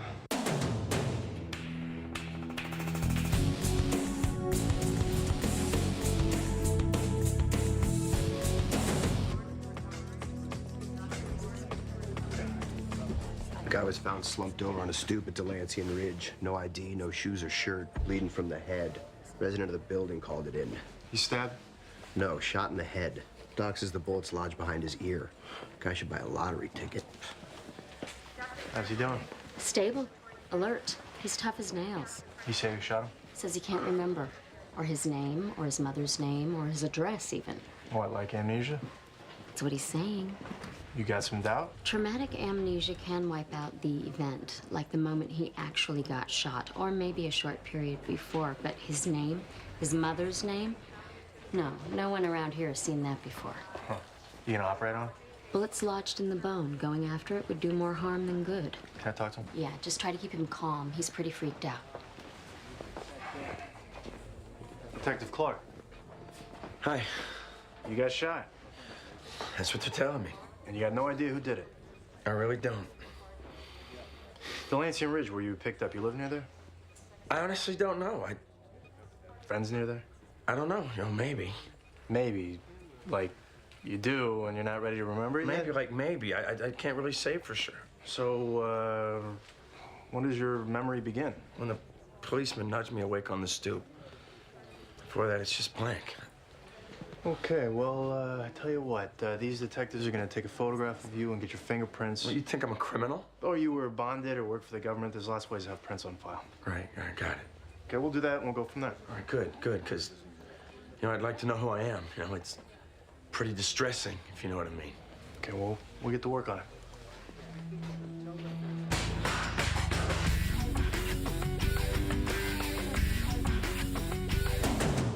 DNA doesn't lie, Your Honor. And in this case, the DNA says beyond any doubt that Leonard Peeler is not the man who raped and killed Cindy Clifton. That's right. If that happens again, I'm clearing the room. Go on. Something went wrong here, Your Honor. As a result, 18 years of this man's life were stolen from him. State your case, counselor. I urge you to grant the motion to give Leonard Peeler his freedom. I've spoken with ADA Haywood, and she does not oppose it.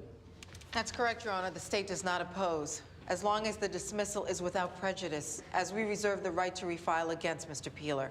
I'm granting the motion and vacating the conviction effective immediately.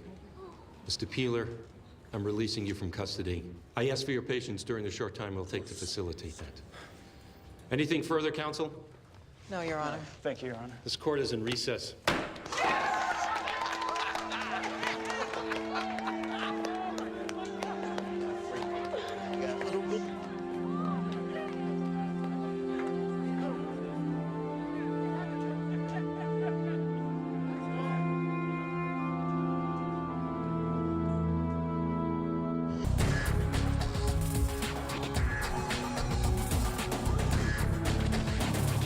Prints on this John Doe came up empty. No record.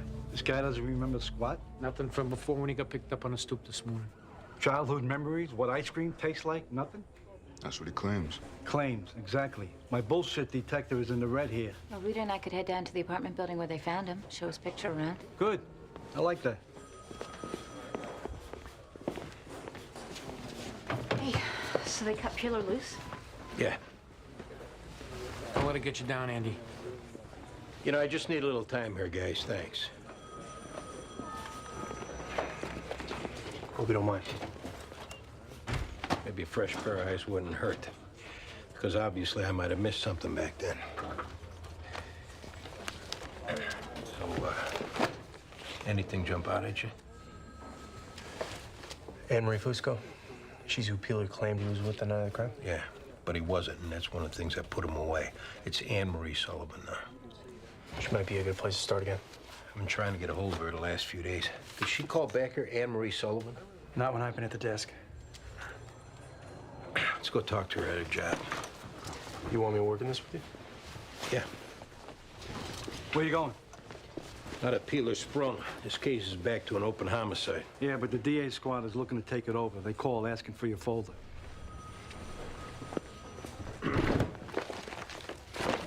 No one goes near that thing other than me or Junior. If you could get him to hold off for a week, I'd appreciate it. I'm taking this case a little personal. All right.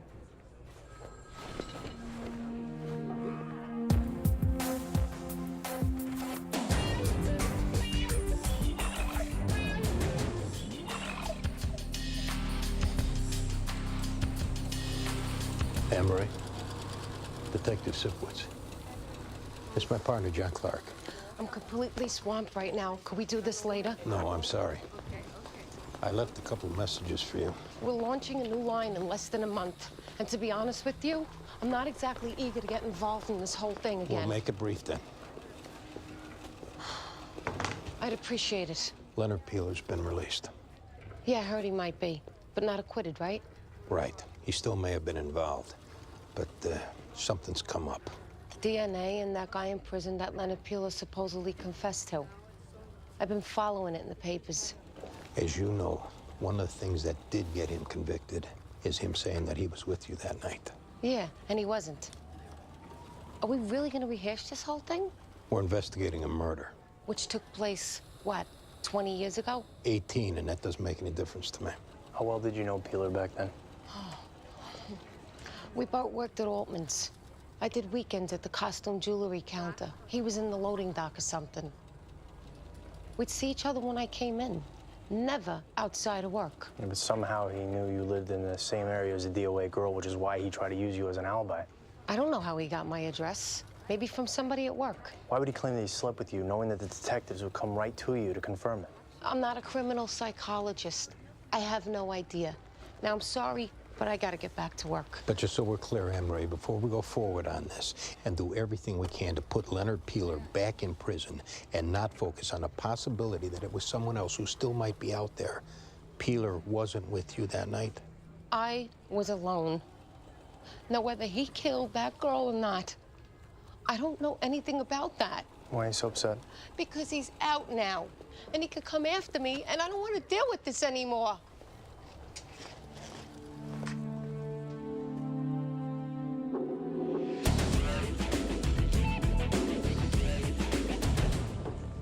guys still don't remember nothing, huh? No, not yet. That's the damnedest thing. This young lady named Sue Monroe lives there. Well, she's at work, though. That apartment there's empty. Still trying to rent it. Hi. What's your name?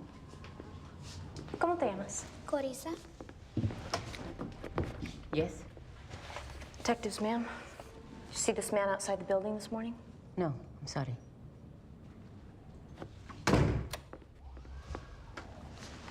Thought you said that apartment was vacant. The wrong floor. The other one upstairs is. I think. Why does it look like you just swallowed a bug, Mr. Tollins? I didn't. I'm not. What's going on in this apartment? Nothing. Why? Open it. Am I allowed to do that? I mean, legally? Didn't I just tell you to?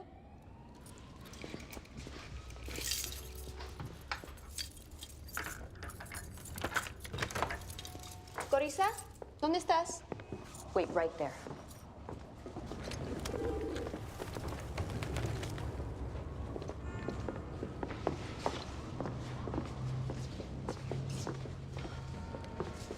It's empty. Window to the fire escape is open. Looks like they left through there. No sign of them. Condom wrappers.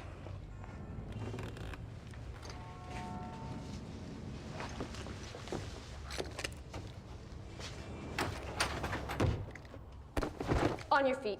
Okay. Move okay, it! Okay. Sit there. No, I just came here for a legitimate massage. Shut up! Get in here. What do you know about the people who are here? Nothing. Only been here a couple of weeks. Paid cash and kept to themselves. How many girls were working here? Working. You want to get locked up? There's a couple of girls, I guess. The girl we saw couldn't have been more than 13. Were they all that age? As far as I saw. You get a kickback for looking the other way? No, ma'am. Hey, you better hope we don't find out different. I'll get crime scene down here. 15 squad to Central K. Get your clothes on.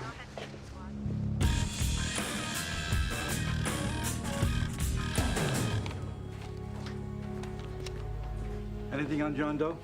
No one recognized the photo around where he got picked up, and no blood trail leading to the stoop he was on. Nurse at Bellevue said he remembered something on the shooting. 15 squad. Head down there before the fog sets in again. Father Thomas Dwyer at St. Eugene's. Detective Sipwith. Yeah. All right, we'll be right down. Anne Marie wants to talk at her church with her priest. What's that mean? I'm gonna find out.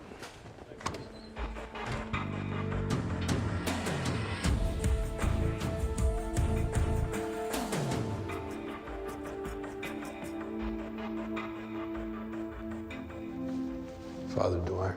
Yes, you're the detectives. Yeah, what's going on? Anne Marie Sullivan spoke with you earlier. Yeah. Is she all right? She's extremely upset. Over. She asked that I be there with her when she talks to you. If you'll follow me.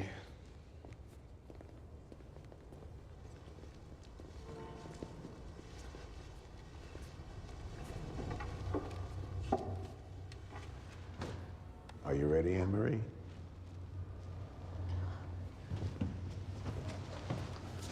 Why don't we tell them what you and I talked about? My dad.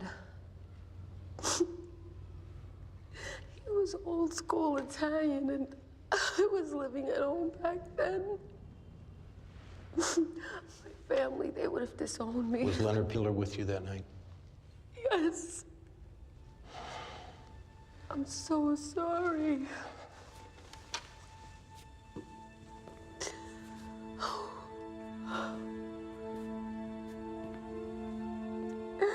I was 19 once I told a lie. I had to stick to it.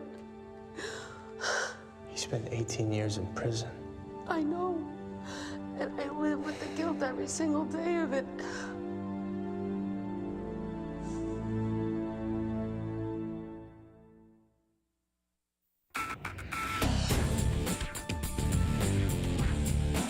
Thanks for seeing us, Joe. This is my partner, John Clark. John, nice to meet you. You too, Joe. So, yeah, I heard about Peeler getting kicked. Anne Marie Fusco. You remember her? Sure. It's Anne Marie Sullivan now. And she just admitted that she lied about being with Peeler back then because she didn't want her dad to know that she was sleeping with a black guy. You're kidding. No. Well, the planets sure lined up wrong for Peter, didn't they? So you guys want something to drink? So, Peeler didn't do it. Wasn't involved, no accomplice, nothing.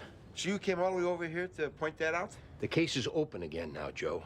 I came here to see if maybe you had any files, any notes, any recollections of events that could help us out. What I remember, it was a good case. Well, it wasn't.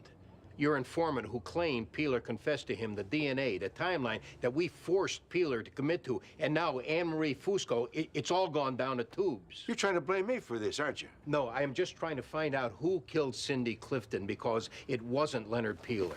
Well, I can imagine what he's been telling you about this. Let me guess. Andy had just got his shield, and I was running the show, right? Nothing like that. Were you not there? Was that a cardboard cutout of Andy Sipowicz in that room? I was there. Because I'm not holding the bag on this. Joe, no one's looking to blame anybody. All we're asking for is some help. Well, I can't provide any. But good luck, and I mean that. If you think of anything, though... No, I'm not going back there. You guys can if you want, but... And this is the last time you come to my house hitting on me about that case. We should get back. You came here to blame me. I'm pissed, Joe. I'm really, really pissed off. But I'm not blaming you.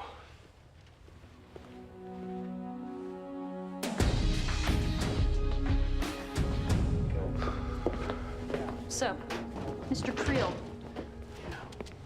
naked in the closet. Want a chance to explain? 2 priors for solicitation of an undercover officer, loitering near a prostrol. All right, yeah. So what, you want the big act?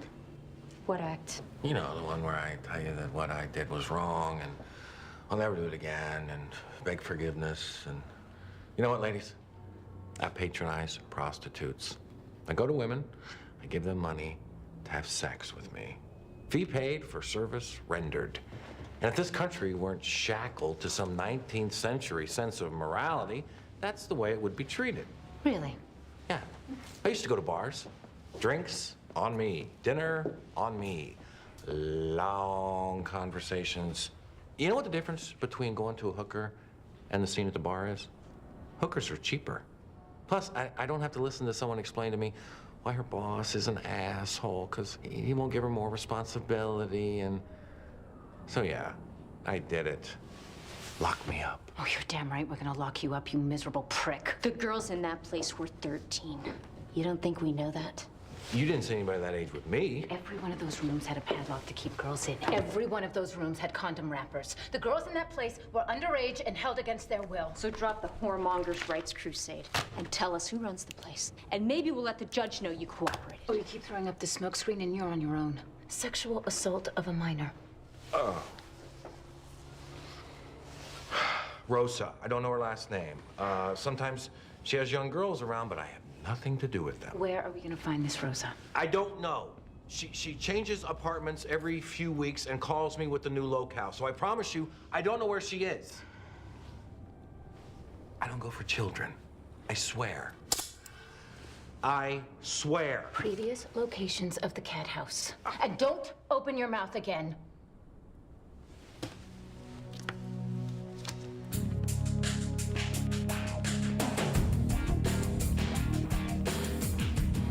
I remember a man with a gun, and I was struggling with him, and the gun went off, and then I fell. And I remember a woman screaming. You remember what the man looked like? I can't see his face. You see what he's wearing? No, it's too foggy. It's like, I remember it like it was a dream. Are you sure it isn't? What does that mean? You're aware that what you claim to be suffering from, full-blown amnesia, that it's very, very rare. The neurologist said that. So you understand how it makes us look at you. Like I'm lying? Well, we got to entertain the idea. Well, I'm not. I'm not. I mean, hell, I wish I was. For argument's sake, if you were, and you were involved in something over drugs or money or something else that you wouldn't want the police to know about. No, I couldn't be involved in anything like that. Why not? I don't think I could. Well, if that was the case, we could understand how you might not want to be forthcoming right away. I got this. Now, we could forgive the charade to this point. But if you keep clinging to it, it's going to be real trouble. Like when this is all sorted out, you're going to be doing more time in jail just because you lied. I'm not lying. I don't know who I am. I don't know who did this to me. A man shot me. A woman screamed. I can't see their faces clearly, that's all. Oh, my head hurts like hell. I gotta cut you off. We'll be back. All right, thanks. Woman in the building across from where this guy got picked up called the squad and said she might have heard gunshots last night. Anything more from him? Rare amnesia, good actor.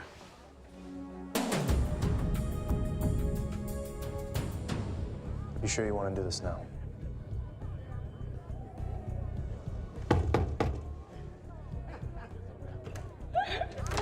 Detectives Sipowicz and Clark to see Leonard. You're not welcome here. We just need to talk to him, ma'am. Talk to him or harass him. We need a brief conversation with Leonard, and then we'll leave. You're not welcome here.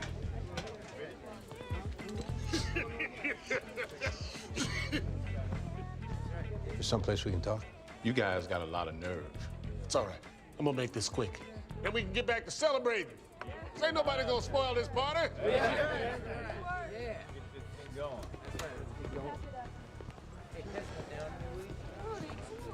Just so you know, Anne-Marie Fusco admitted that you were with her the night of the murder. We'll forward that information to the DA's office. I'm sure they'll move for a dismissal as soon as possible. Why'd she lie? Or do I need to ask? She was young, scared of her dad. So she'd rather I go to prison for 18 years than let her daddy know she slept with a black man. It's terrible what she did. But her lie isn't just the one thing that put you away, so don't fixate on it. Don't tell me what to fixate on, okay? I don't need any advice from you. Fine. But I'll just tell you that if you go looking to settle up with Anne-Marie, it's gonna send you backwards. I ain't going near that bitch. I ain't doing nothing to jeopardize my freedom. Since we're starting from scratch now, we're looking for who killed a 12-year-old girl back then. Is there anything that you can tell us, assuming you're in the mood to help? I don't know nothing about it. Didn't then, don't now. Yeah, but Cindy's family said that they saw you talking to her an hour before they found her body. She had a lemonade stand. On my way to Anne-Marie's place, I stopped and bought a glass. I had a niece who used to do lemonade stands. I knew how I'd make her smile if folks bought stuff. My niece who's 25 now. You didn't notice anyone suspicious hanging around Cindy or her lemonade stand? No. All right, then. Enjoy your party. When do I get my apology? I feel bad for what you went through. But we had 2 witnesses lie. You and your partner, Joe Brockhurst. You got your mitts on me and you didn't look nowhere else, not for a second. I did my job. I got nothing to apologize for. Yo, detective. Let's say we flip it. I put you inside, take you away from your family, people you love, stick you in a hole for something you didn't do and leave you there to rot for 18 years. How would you feel? Think I'd owe you an apology?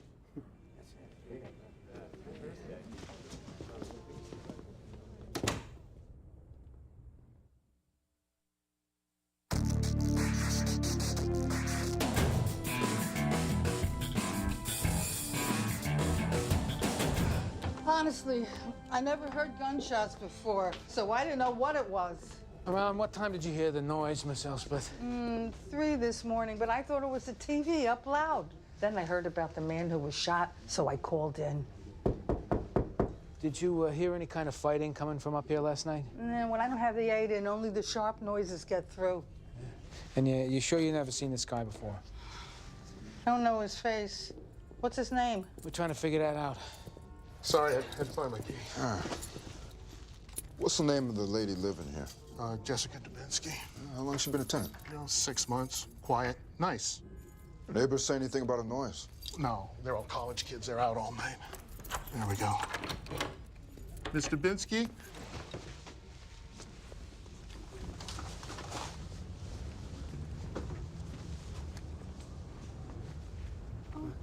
Stay back.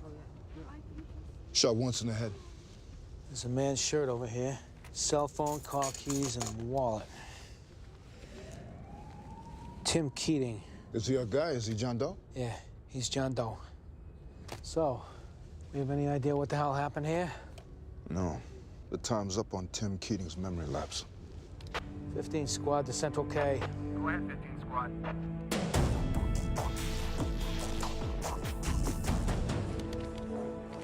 Hey, the woman running those girls out of that apartment, Rosa. Vice picked her up. She's on her way in. And the little girl, Carissa? Wasn't with her. But getting this lady, that's big. Yeah. We're gonna find that girl. I talked to Cindy Clifton's parents. They're too upset right now, but they might be up for talking later. And looking at the ME's reports on Cindy Clifton, there's no mention of defensive wounds. Yeah. Doesn't look like she fought off her attacker at all. She was 12 years old. Remember the attempted rape on that 11-year-old, Jennifer Donardo? She fought like hell. Yeah. I'm just saying, if we're starting from scratch, we might want to look at the possibility that Cindy knew her attacker. Did you guys look down that road at all back then? We had Peeler in custody the same night of the murder. He was our guy. All right. Well, Cindy's best friend back then, Angela Malcolm, she still lives in the city. We should call her. I did. She's coming in. Thanks for helping out on this. You do the same for me.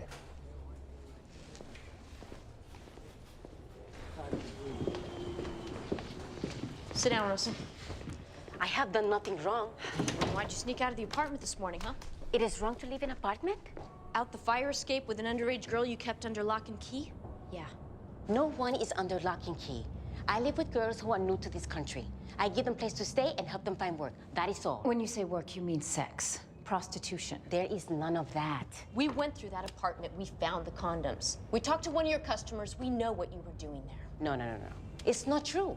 It is not easy here for a young woman who doesn't speak the language. But no, not that. We're already very upset about this. Lying to us, it only makes us more upset. If you do it again, I'm putting you in jail for a long time. You understand? The young girl at the apartment, Carissa. Where is she? I don't know. You left with her, didn't you? Yes, but I gave her back to the man who's in charge. Who's he?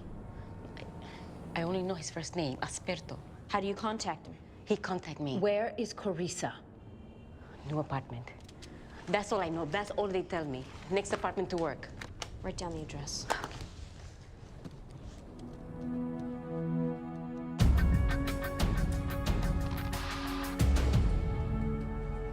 Tim Keating. And this is my address? I mean, is that current? Mr. Keating, this doesn't jog your memory at all.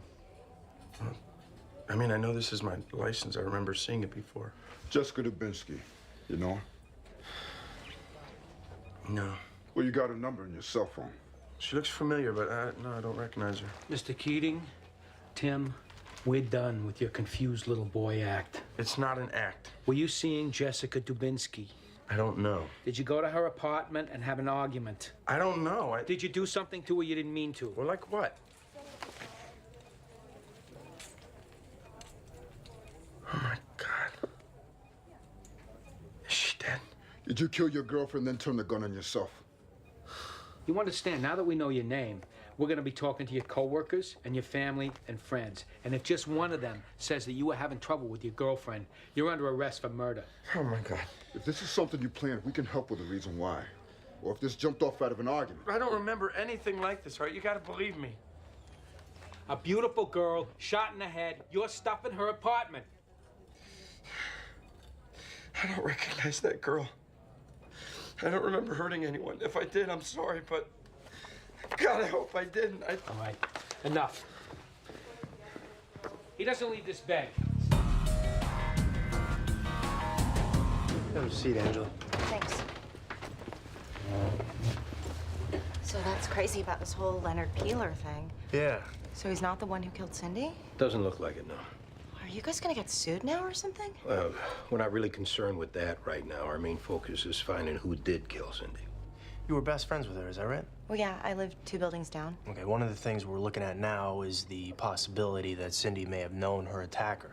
I can't believe you guys have to start all over again. Well, we are. And I don't mean to be rude, Angela, but this whole thing's been a little tough on us. No, I understand. So if you could just help us out by answering the questions, we'd appreciate it. Okay. Were there any men back then who Cindy was afraid of, or who spent a lot of time around her, or were inappropriate with her? Anything like that you can remember? She had already started to develop, and she looked a little older than she was, and I remember guys were starting to check her out, but she never said anything as far as any guy doing anything. Was Cindy happy at home? Was she scared of her dad or any relatives? No, she was happy. I mean, as far as I can remember, this was 18 years ago. I know that. You know, the only thing I can think of, though, was Mr. D'Ambrosio. Cindy babysat for them, and some of the girls in the neighborhood thought he was cute. And I think Cindy even said it at one point. Would he drive her home? No, the D'Ambrosios lived on the block. Do you remember D'Ambrosio's first name? Pete? Appreciate your help. Well, good luck. Thanks. Thanks. I'm gonna go hassle a guy that Cindy Clifton thought was cute 18 years ago. Gotta start somewhere. Come on.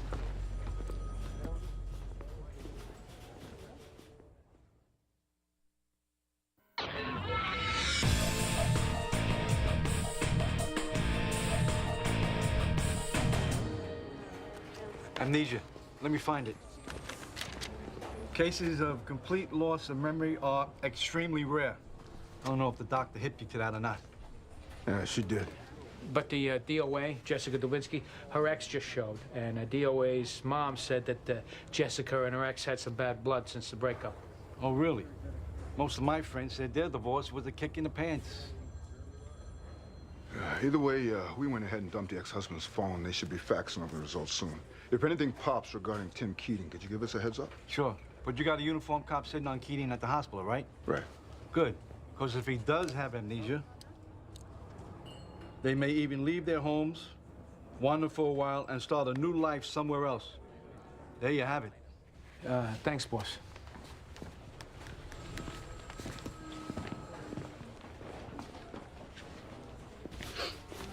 Have a seat, Mrs. D'Ambrosio. Pete. How do you take your coffee, Pete? Little sugar? Thank you. We're investigating Cindy Clifton's rape and murder. I saw on the TV about the guy that was accused of it. Yeah. So he didn't do it? No. Cindy used to babysit for you and your wife?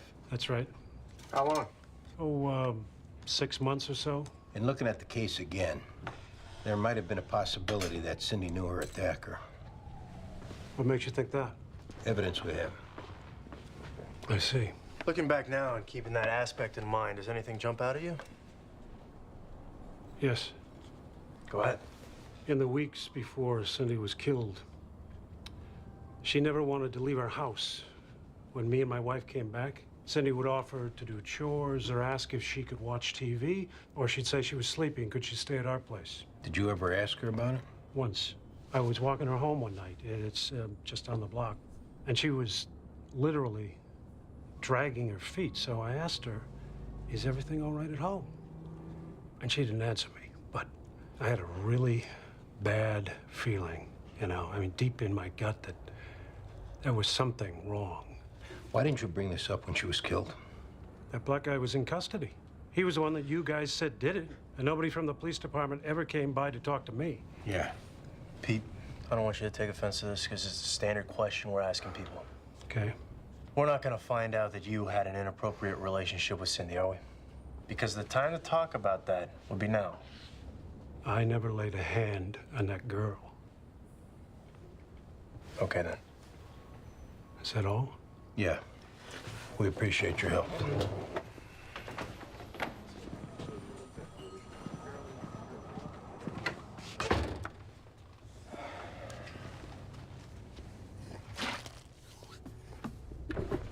I'll get this to the lab. Yeah. We need to get the dad in here, too. Yeah. I'm really shocked. I saw Jess 2 days ago. This is such a blow. Saw her where, Mr. Dubinsky? We met for lunch. About something specific? Just to shoot the breeze. Speaking from experience, Mr. Dubinsky, that's an odd relationship to have with an ex-wife. Well, Jess and I were moving on. We realized we had a lot in common. We just weren't any good at being married. So no interest in reconciling?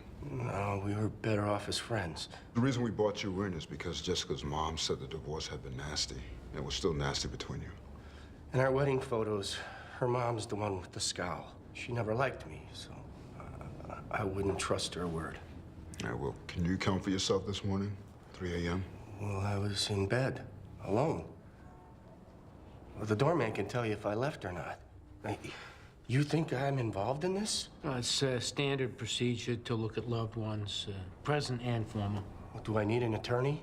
I mean, not because I did anything, but just to be safe? If you can get us to the killer, we'd rather not deal with the hassle. Like, do you know of any other man in her life, a boyfriend? Yeah, she was seeing a guy named Tim Keating. Have you talked to him about this? Well, he's on our list. Because she wasn't very happy in the relationship. Did she say why? She said he was doing cocaine, and that one time she overheard this phone conversation this Tim was having with what sounded like a pretty angry coke dealer. Like that he owed money to? She wasn't specific, but she was scared by it. God, why didn't I do something about it then? Excuse us.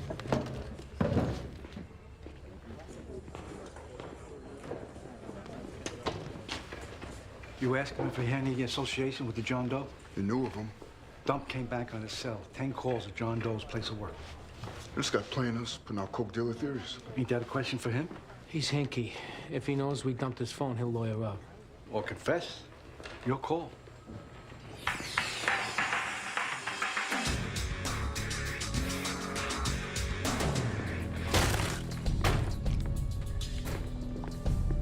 Locked door here. Police, anyone in there?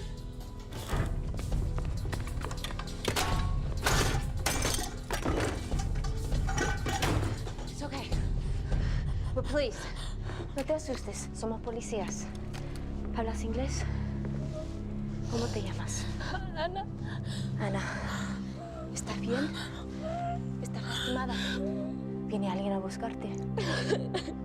Se fueron. Left her. Does she know the other girl, Carissa? Conoces una niña que se llama Carissa. Tu edad, tiene pelo largo. Ahora no hay peligro. Vámonos.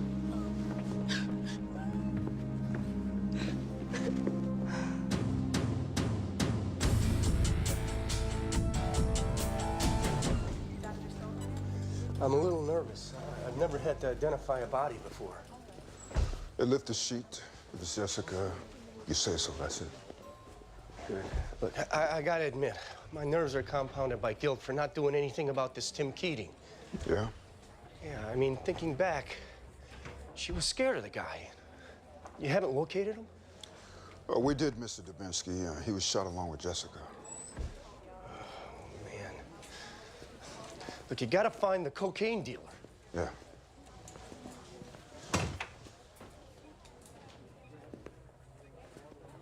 That's him. That's who shot me. You son of a bitch! Calm down, Tim. Get him out of here. We got something to talk about. You didn't kill him, Mr. Dubinsky. He just identified you. So you got something to say? Or you just want to sit there working your mouth like a dying fish? How? Miracle. So why'd you shoot your ex-wife and Tim Keating? How did I not kill him? Mr. Dubinsky, it's time to focus. He was screwing the woman that I love. I couldn't live with that. I'll get him to the house. Come on.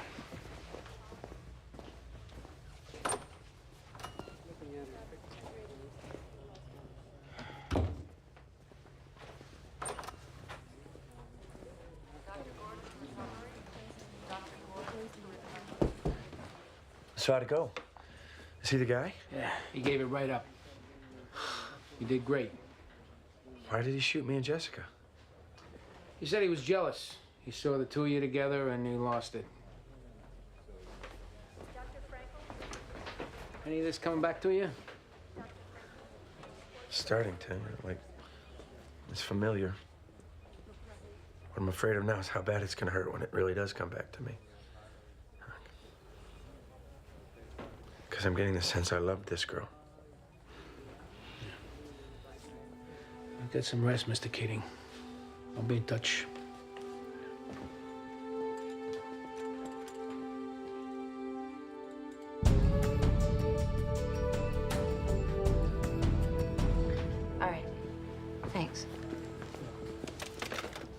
So, the second girl we found, Anna, social services has her. They contacted a charity organization that returns stolen kids to their parents, and they're gonna take the case. What about the madam, this Rosa lady? Call her for promoting prostitution and child endangerment. And we ran the name she gave us past Vice, Asperto. They know him, but he's only a step above her. Still small time. They're looking for him now. And Carissa? In the wind. One girl safe, that's something, right? Good work. Everything going all right? Yeah. I'll assume your case is proceeding, and you'll tell me about it when it's necessary? Yeah. Thanks, Gibson. Okay, then. Good night. Thanks, sir.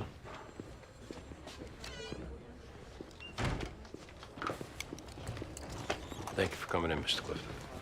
Now, why don't we grab a cup of coffee?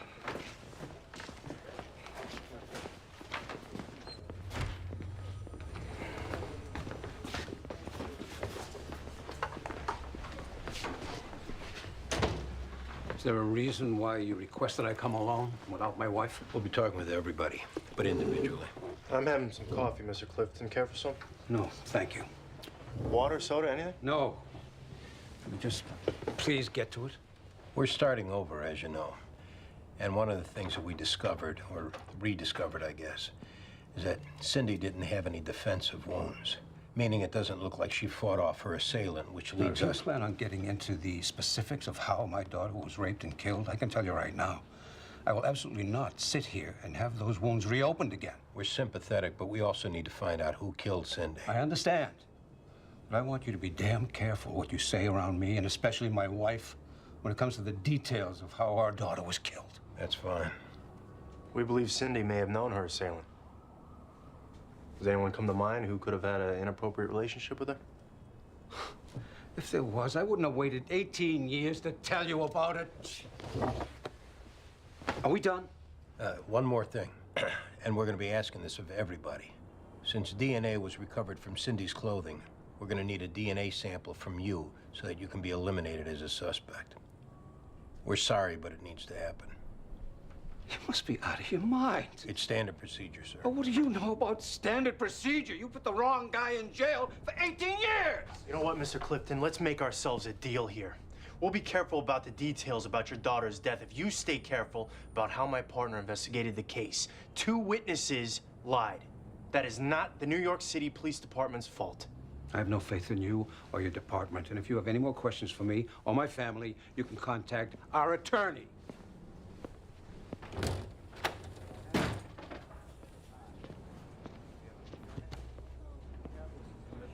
How did I miss all this back then?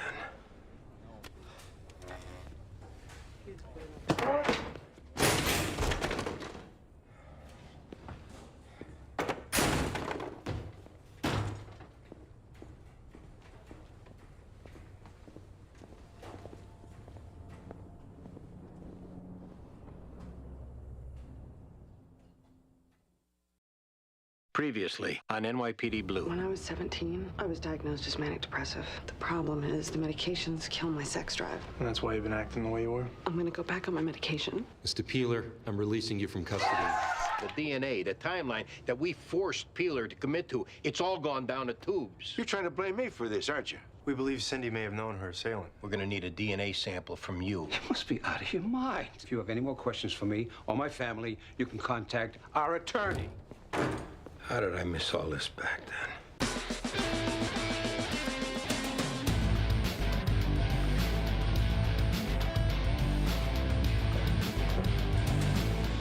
How's it looking? One in the chest, not so good.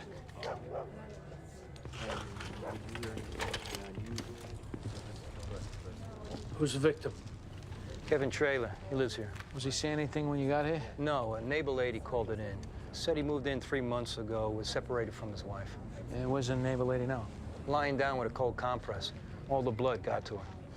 Somebody was looking for something. Mm-hmm. I'll call it into the squad, have them run this trailer to BCI.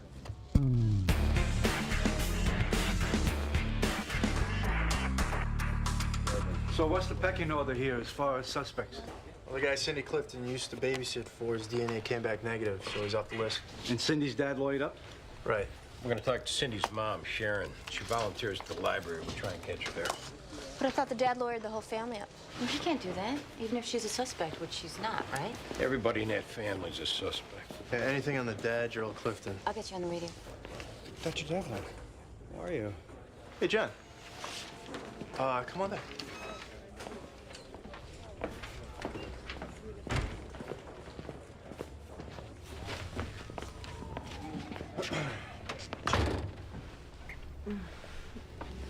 It's so good to see you. You too. You colored your hair. Do you like it? Yeah, absolutely. Red's my new color. Cool. So listen, I'm gonna ask you something, and you have to say yes. Okay. Good.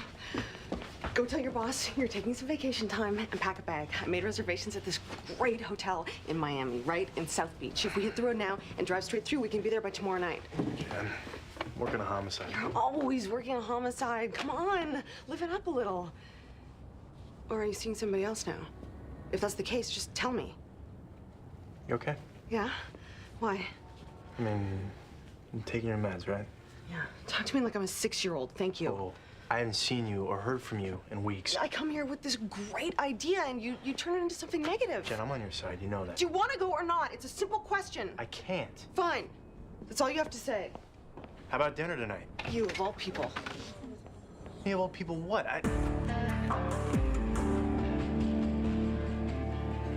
Mrs. Clifton, do you have a minute to speak with us? I don't think my husband would approve of this. Why not? Because when you ask him for a sample of DNA, it made it look like you think he killed our daughter. We're not accusing anyone of anything. We only wanted your husband's DNA sample so we could eliminate him as a suspect. Gerald said your theory now is Cindy may have known the person who killed her. Is that true? That's a possibility, yes. What have you suddenly discovered after 18 years that makes you think that? Evidence that we've re-examined. Cindy was killed on a Thanksgiving weekend. That's right. I remember you had family from out of town staying with you. So you are accusing my family? Mrs. Clifton, these are questions we have to ask. Ma'am, it comes down to something very simple.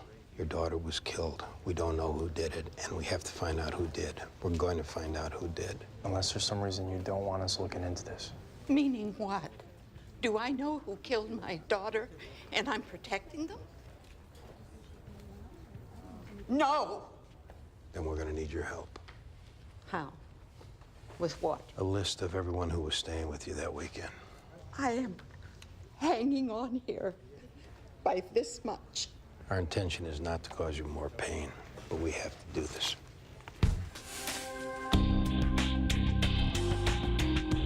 The shooting victim, this Kevin Traylor, he's got a long sheet. Petty stuff, mostly drugs, but consistent, like since he's 15. Yeah, pamphlets we found in his apartment showed he was heavily involved in this church out in Queens called the Blood and the Lambs. Nice guilt trip name for a church. We put in for a phone dump. We're waiting on the results. Any word from the hospital? In the OR, still critical. About his wife? She should be here any minute. We'll head down a little bit, recanvass Traylor's apartment building. Good. Hey, what'd you get from the mom? A list of people who were at their apartment the weekend Cindy was killed. Anybody jump out? Yeah, we're gonna start with the dad's brother, Simon Clifton. So she cooperated. Took some doing, but yeah. Connie called. Everything all right? Oh, yeah, she's just checking in. How's the baby? Great. Apparently in its right position, head down, face back. Everything's great. Mr. Clifton. You went and talked to my wife? We did? After I told you in no uncertain terms that if you had any questions for my family, they should be directed to our attorney? Your wife decided to help. Now, your behavior, detective, is outrageously inappropriate. It will not be tolerated. Sir, as we explained to you yesterday and as we explained to your wife today, we need DNA samples from everyone in Cindy's life so we can eliminate you as a suspect. That's all this is. You people are incompetent. Your opinions aside, Mr. Clifton, sooner or later we're going to need that sample from you. You want a DNA sample? Mr. Clifton! There. Now leave us alone.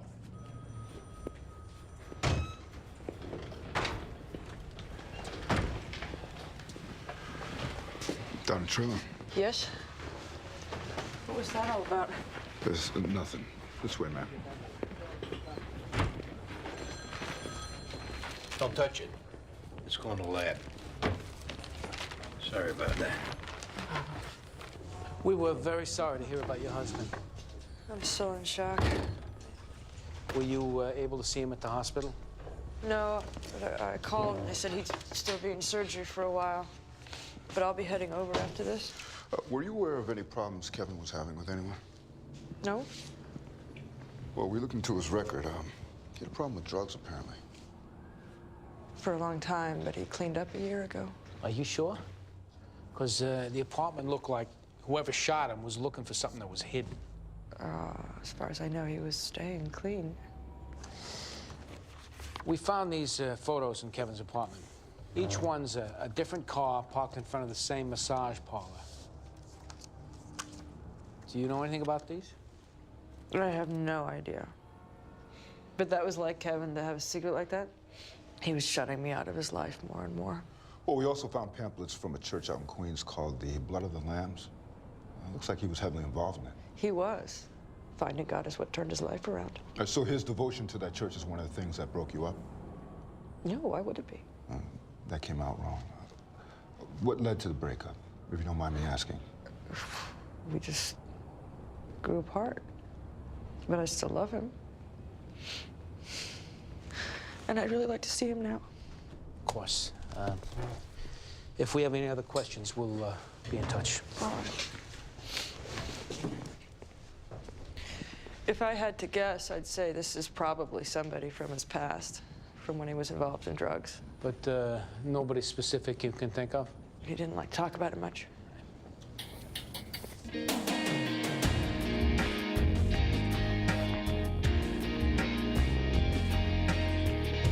Excuse me, detective? Hi. Jennifer Devlin, John Clark's girlfriend? Sure. Can I help you with something? Can we talk? I'll get the car. I'm sorry, I don't even know your name. Kelly Ronson. Nice to meet you, officially. Well, this is kind of awkward. How so? I don't know what John's told you about us. He hasn't said anything to me. Well, he and I dated for a while, and we really, I mean, soulmates is kind of a cliche, but it really does apply when it comes to us. Okay. And we took a break, but now John and I are meant to be together. We both know it. I'm sorry, I don't know if this is any of my business. I'm not blind, Kelly. I can tell what's going on. And what would that be? Don't be coy. Please, it's tedious. I honestly don't know what you're talking about. Leave him alone. He's taken. There's plenty of other guys out there for you. Okay, Jennifer, with all due respect, you're way off. How would you like it if you were dating a doctor and you had to come to his work and see me hitting on him and flirting with him, all the while knowing he was with someone else? And even though you came to me and asked me nicely to respect your relationship with him, I lied right to your face and I pretended I didn't know what was going on? Huh? How would you like that? Okay, let's just stop right here. All I'm asking... No. Jennifer, John's a fellow detective. That's all. Now, whatever concerns you have relationship-wise, they need to be addressed with him. Now, this conversation is over. Please, please, don't take him away from me. I need him. He needs me. We need each other. Please. Thank you. And if I can ever return the favor... Don't even worry about it. I need to get back to work. Of course. Absolutely.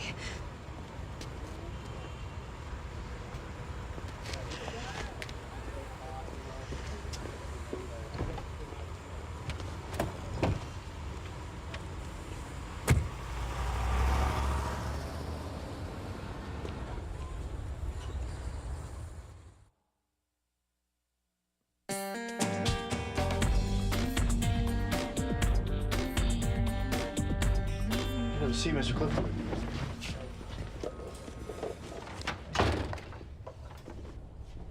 As you probably know, we're starting from scratch here on the death of your niece. I'm well aware of that. Brother Gerald has been somewhat reluctant to cooperate with us. Would you want to relive the death of your daughter all over again after 18 years? No, but it's unavoidable at this point. Why am I here? We have reason to believe Cindy may have known her assailant. And you think I did it? No. We're just looking to see if you remember anything from that weekend. Sharon Clifton provided us with a list of people who were at their apartment the weekend Cindy was killed. We're going through the list. She put my name on it. Were you not there? No, I was. I'm just curious. Did she put her nephew's name on that list? Sam Jeffers? No. Was Sam at their apartment the night Cindy was killed? I'll tell you what, go ask Sharon about Sam, her nephew. Why? What's the significance? Ask Sharon. We prefer this didn't turn into a board game, Mr. Clifton. Tell Sharon I told you guys to ask her about her nephew. Do you know anything about Cindy's murder? Certainly not. Then you won't have a problem providing a DNA sample. The way you asked that so matter-of-factly, now I understand Gerald's rage. Mr. Clifton, you seem like an intelligent man. Put yourself in our shoes. How do I go about doing this? We don't have the equipment here, but I have the address to the lab at my desk. You can head down there right now. Sam Jeffers, you asked Sharon about him. Yeah. We got it.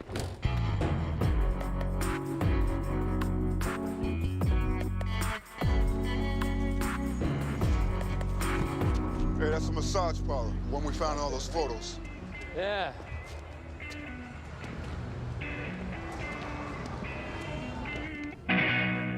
As a dog returneth to his vomit, so a fool returns to his folly.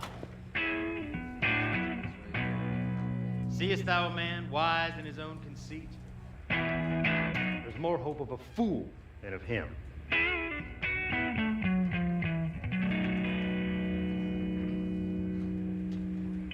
Same mistakes we make over and over are vomit.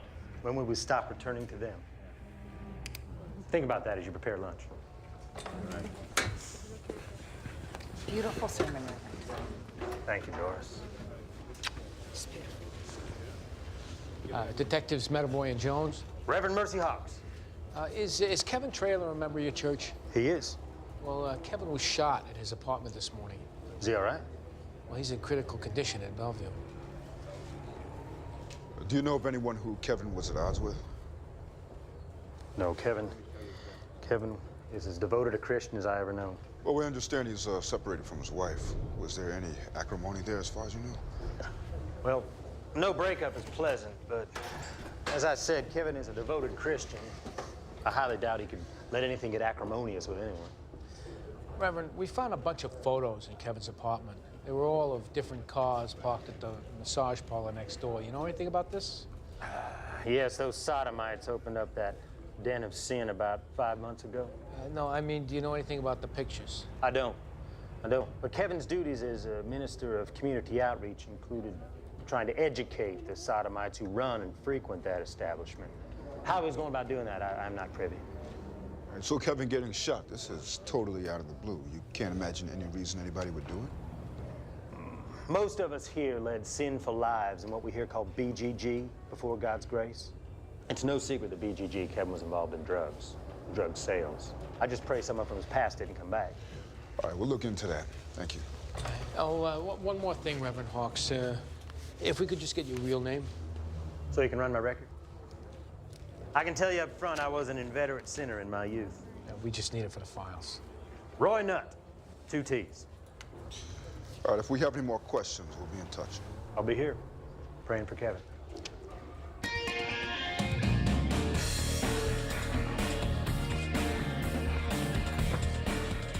Sam Jeffers.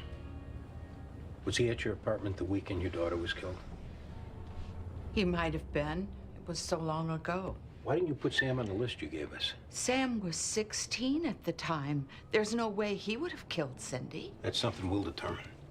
Is Sam your nephew? Yes. So why would your brother-in-law Simon spit out the word nephew like it was dipped in vinegar?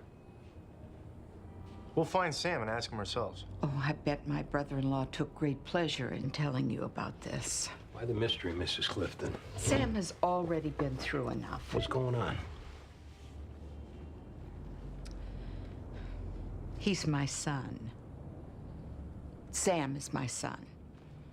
Before I met Gerald, I got pregnant, and there was a lot of shame in that with my family. So my parents gave Sam to friends of the family to raise. When Gerald and I got engaged, Gerald, his request, his condition was that Sam could visit us. But we had to tell people that Sam was my nephew to avoid embarrassment. I agreed, and that's the way it was.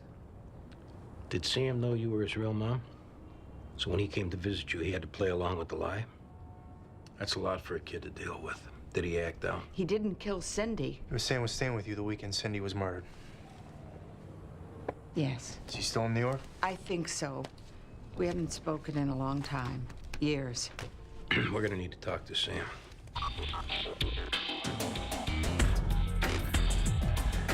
We got the dump back on Kevin Traylor's phone. We're still wading through it, but there was some back and forth over the last few days with Lonnie Wells. So we're starting with him. He's on his way up. Okay, thanks. Have you heard from Bellevue? Out of the UR, but still in critical condition. A doctor said the longer Traylor hangs in there, the better his chances. Hey, Joe. Andy. Yeah, this Joe Brockhurst, my first partner when I made detective. Yeah, the other guy who screwed up the Peeler case. Anyways. So Peeler is officially in the clear now? Yeah. DA's office notified Peeler's attorney they're not going to refile. They're all meeting later today to finalize it. You know, I was thinking, maybe you should be looking at sex offenders who got released in that area prior to the murder. We've been looking at that, yeah. I still got some connections. I could help out. That'd be great. It's been bothering me what happened. Yeah. So you wouldn't mind then if I keep tabs on this, help out? I like that a lot, Joe. All right, then.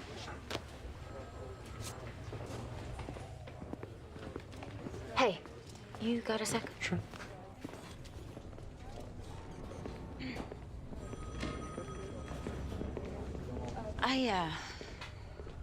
I don't mean to get in your business, but, your girlfriend pulled me aside earlier.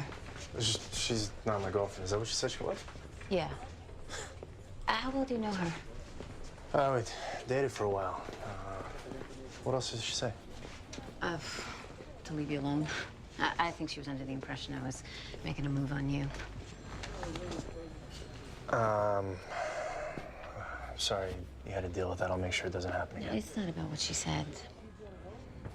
Looking in her eyes, she wasn't all there. I'm just making sure you're aware of that. She's bipolar. Oh. Yeah, the last time I saw her, like a month ago, she was on her meds and doing okay. I think maybe she's gone off. She got any friends or family you could call? She's alone out here.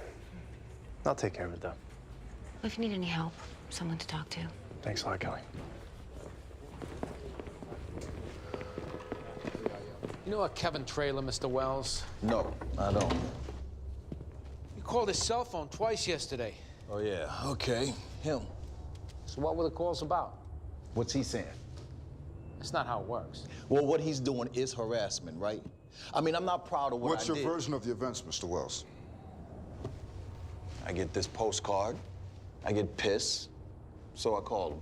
Let's pretend that we're visitors from another planet, and we don't know anything, okay? From the top.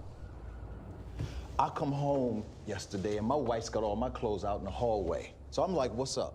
She shows me a postcard that came in the mail. It's a picture of my car parked in front of this massage parlor in Queens. And on the back, it says something like, thanks for stopping by the neighborhood. Anytime you want to talk about Jesus, please call. And it has his nutcase name and number. All right, so you called him. I say, hell yeah. Let's meet face to face and talk about Jesus. And he gives me his address. I go over there. I tell him, if you ever send a postcard like this again to my home, you're gonna meet Jesus a whole lot quicker than you planned on. Did you go back over to Kevin's apartment today? No. What? Somebody went by his apartment and shot him in the chest. No way. Not me. If Kevin pulls through, and doctors are saying it's likely, and he identifies you, it's gonna get a whole lot worse. I did not shoot that guy. Where have you been this morning? Look, making the rounds. I'm in sales. All right, so you went all the way over to his apartment just to issue a warning. You could have told him on the phone? Look, I'm gonna be completely honest with you. Good. I hit him once in the jaw yesterday, okay? I did not shoot him. Is that what Kevin Traylor's gonna tell us? Look, he tells you anything different, he's a liar. Yeah? Well, you lying to us up front, that just brought your seat at the front of the line as far as suspects go. We need to list your whereabouts the last 2 days. Every place you've been. Sam, we talked to your mom today. Your birth mom, Sharon. Yeah? She tell you I was her son, or did somebody else? She did. Huh. I don't know if you've been following the case at all in the news. Not really. I mean, I know the guy who was convicted for killing Cindy didn't actually do it. So it's back to an open case now. Is my mom still married to Gerald? Yeah. Huh. You can smoke if you like. No, I'm all right.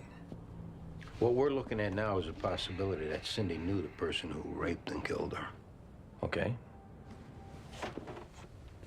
You stayed with them off and on, right?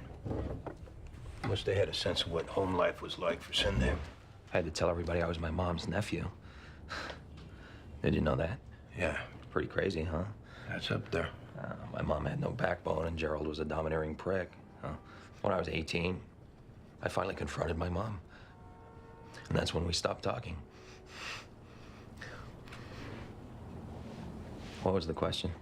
Were you close with Cindy? Yeah. Yeah, I mean, she was too young to get caught up in all that family craziness. Did she ever confide in you about being afraid of anyone? Any men? No. She was into her Barbies. Nothing comes to mind as far as who may have had an inappropriate relationship with her? No, man. Did my mom... Never mind. What? Did she have a message to give me, or did she say anything like that? She's really upset about having to relive this whole thing again. No. I got it.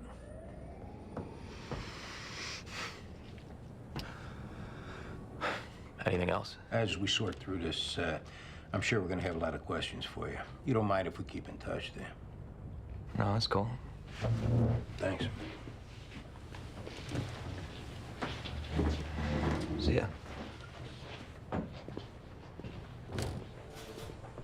We gotta take a hard look at this guy. Yeah.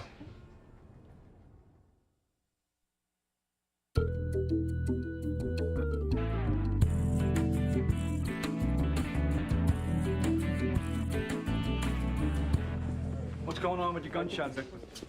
We're still checking the alibi of Lonnie Wells, the guy who confronted Kevin Traylor yesterday. Over the massage parlor thing? Yeah. Yeah, he has a sales route through the city, so it's a little tough pinning down how long it takes to get from one place to another. But we're getting together a list of other people Traylor sent postcards to. It's a long list. I was looking through some of the stuff found in Trailer's apartment. Bunch of bumper stickers. Jesus or hell, your choice. Now, what kind of attitude is that? An extreme one, obviously. What happened to love thy neighbor? 15th Squad. One moment, please. Gerald Clifton. Oh, boy. Take the sip, boys. All right, I'll bring it down. Let's talk down at his apartment. What about? He didn't say. 15th Squad. Bellevue. Detective Bronson. Detective Jones? Yeah, right here. Ken Uggams, crime scene unit. Found this in Kevin Traylor's apartment, taped under a dresser drawer. Thought you might be interested. Thank you. What is it? Videotape. All right, thanks. Kevin Traylor just went out of the picture. Yeah, let's take a look at this. What was Sam like back then? Withdrawn, angry, I guess. And I know we bear some real responsibility for that. Did you ask us to come down here because you feel that Sam may have been involved in Cindy's death? Oh, I don't know. But it's out in the open now, so there's nothing else to hide. We never took Cindy's stuff down. I don't know if there's anything that can be of help, but you can look. I just ask that you don't disturb it any more than you need to. Well, we'll be as respectful as possible. I apologize for my behavior at your office today. I just... We understand.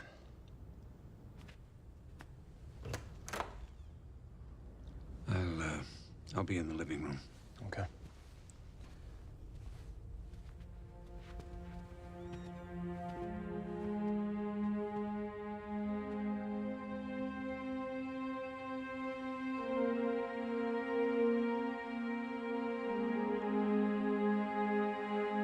This is brutal.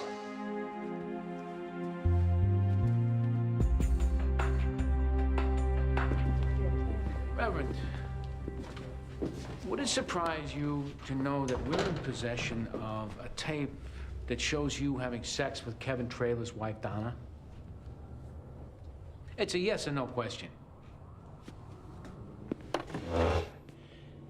I'm aware of the tape. Who made it? Well, as I know, Kevin did. After he moved out of the apartment that he and Donna shared, he went back and hooked up a hidden camera. I believe he thought she was unfaithful, and It was his intention to be certain of it. Again, that's as far as I know. Did Kevin confront you about it? Oh, there was no confrontation. We spoke about it. Once. I advised him to get his house in order and also to try to get Donna to submit to him, as a wife should. Friendly conversation. It was calm, respectful. He sees a tape showing you having sex with his wife, and tying her up and beating her with a belt. But he stays calm. Donna is a sinful woman. I've been telling Kevin that for a long time now. She seduced me.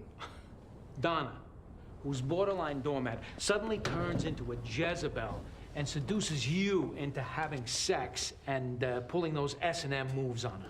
The devil also works in mysterious ways, and I fell victim to him through Donna. Is Donna aware of the tape? Yes. She and I spoke about it once as well. I told her that God had forgiven us both, and that would be the end of it. Donna's a member of your church also. She is. Do you know what happened at Kevin Trail's apartment this morning? No. How do you know this wasn't a random crime? Well, whoever went over to that apartment and shot him was looking for that videotape. Well, it wasn't me. But where were you? At my church. There's people there who can verify that. Well, people meaning parishioners who would jump when you tell them to and who would have no problem lying. People meaning my contractor and his 3 workers who've been remodeling the kitchen. I understand it's your job to suspect everyone, but hopefully Kevin will pull through this thing and he can tell you himself. He's dead. This is a homicide now, Reverend.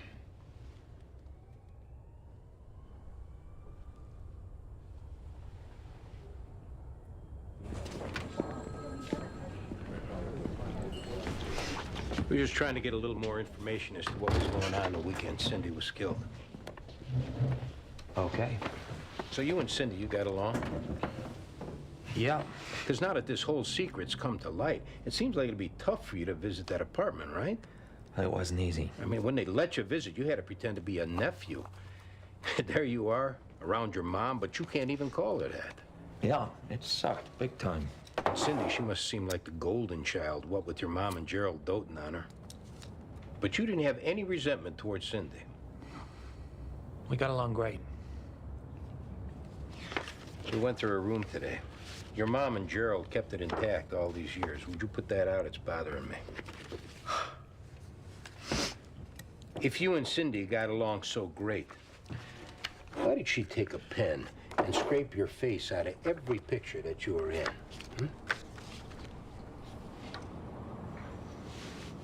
I don't know. Maybe I did something to piss her off. All right, let's start being honest about your relationship with Cindy, okay? I didn't kill her.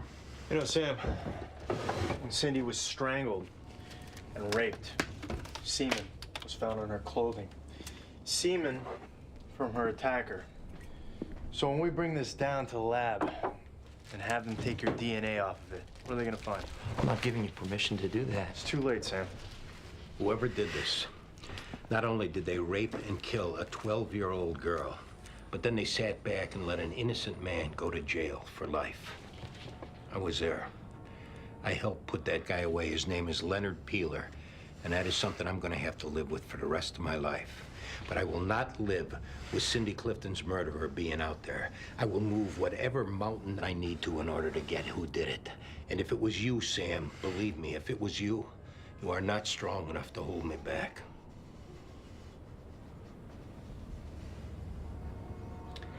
Yeah, that weekend, like a couple days before she was killed, we played doctor. You're a 16-year-old playing doctor? You raped her. No, it wasn't rape. But you had sex with her. Did she threaten to tell your mom? No, because I asked her not to, and she knew what I'd been through and how they had treated me. You were jealous of Cindy? No. No. If you killed her, Sam, you need to tell us now. I swear to God, I didn't do that. If your DNA matches, it's over. I didn't kill Cindy. I loved her. She was the only one that accepted me.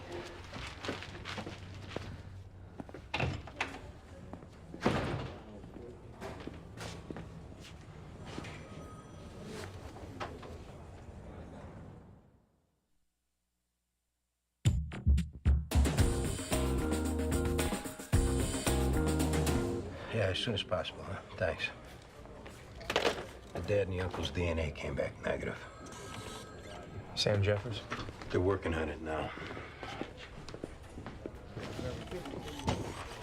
You were trying to reach Dr. Devlin at her work? Yeah, she called back. A gentleman from administration did. Apparently she no longer works there. Since when? He didn't say. Is she working at another hospital? He wouldn't get into any specifics. I'm sorry. All right, thanks. Thanks, Lisa. Sure. Hi, Donna. My name's Detective Ortiz. This is my partner, Detective Ronson. We're sorry to hear about your husband. Thank you. We requested to speak with you because in discussing the case with the other detectives, it seemed like this case was getting a very male slant. What do you mean? They found the tape in your husband's apartment. The tape of you having sex with Reverend Hawks. Now, they've spoken with Reverend Hawks, and he's saying you seduced him, and that your husband made the tape, but that he didn't blame Reverend Hawks for what happened. That's when we were like, okay, hold up, let us talk to Donna and see what's going on. Did your husband and Reverend Hawks get into it over the tape? I don't feel comfortable speaking for Reverend Hawks. Well, since this is a murder investigation, and you and the Reverend are the main suspects, you might want to reconsider that. Did you seduce the Reverend? Let's start there. I guess I did. I guess you did because Reverend Hawks told you you did? Satan seduced me, and I in turn seduced Reverend Hawks. Did Kevin confront you about the tape? He said he would show it to my family and to the courts unless I gave him the apartment and full custody of our daughter. Did Kevin confront Reverend Hawks? I don't feel comfortable speaking for Reverend Hawks. You have a daughter to think about here, so wake up. Kevin wanted to take over the church. He told Reverend Hawks to step down or he'd show the tape to everyone. Did Kevin tell you this, or did Reverend Hawks tell you this? Reverend Hawks. Did Reverend Hawks talk to you about the tape? He told me to get the tape. Did you go to Kevin's apartment today to get it? Was Reverend Hawks with you? Donna, did you shoot your husband this morning? I shot the devil. He wasn't Kevin anymore. Why did you shoot him? I had to get the tape. But Kevin wouldn't give it to me. He keeps a gun under the mattress, so I pulled it out. I had to get the tape, but the devil, through Kevin, was trying to ruin everything. All right, Donna. And this is important. Did Reverend Hawks tell you to get the tape no matter what? Did he know that you were going to shoot Kevin if you couldn't find it? No. All he said was to get the tape. But when he says to do something... You understand, based on this, he's not complicit in this crime. You get charged with the whole thing. He only said to get the tape. I was the one who decided to get it, no matter what. To protect the church. I didn't know what else to do. He could have told Reverend Hawks to shove it up his ass. He's a prophet. I know you may think I'm crazy, but he really is.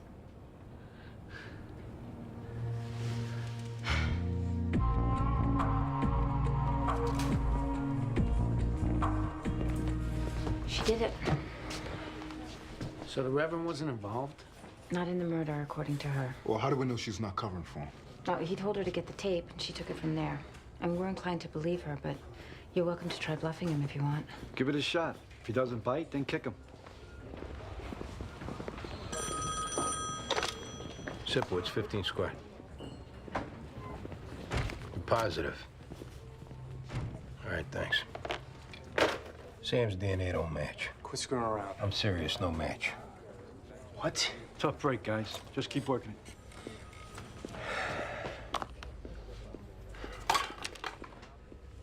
This case is a nightmare.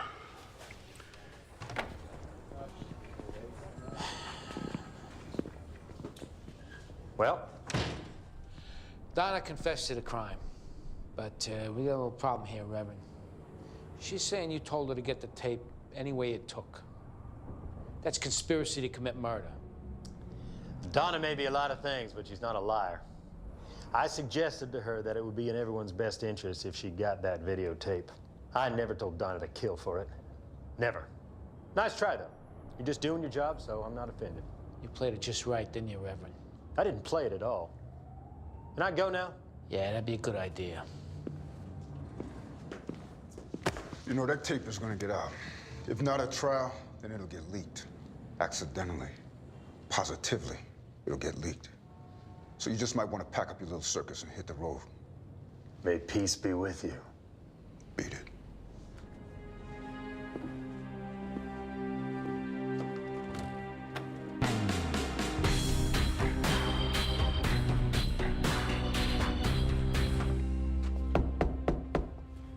Yes?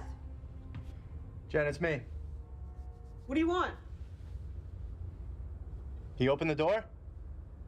It's too late. I don't want to go to Miami now. Jen, just open the door.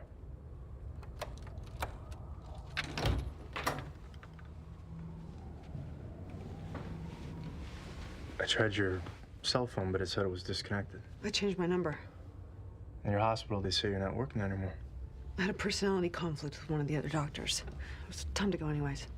Can I come in? I'm painting. I won't touch anything. Okay, just for a little bit.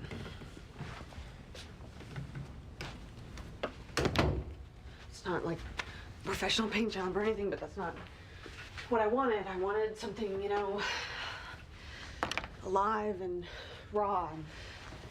Hey.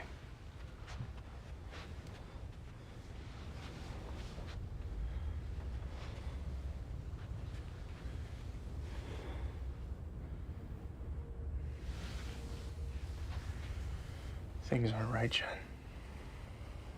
I know you know it. I lost my temper at work, and they found out about my condition. There's other hospitals. I don't think I'm going to be able to practice medicine again, John. If I don't have that, and I don't have you, I don't have anything. We'll work this out, okay? First thing, we need to find somebody for you to talk to. If I go to a hospital, it'll go on my record, and they'll use it against me. Jen, you need to get healthy again. That's all that matters right now.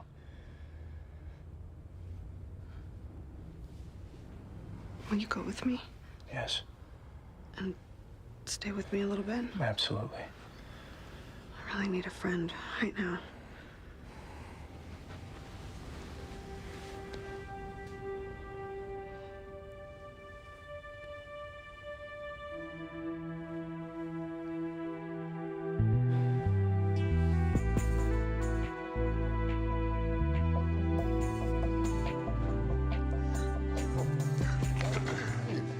Leonard,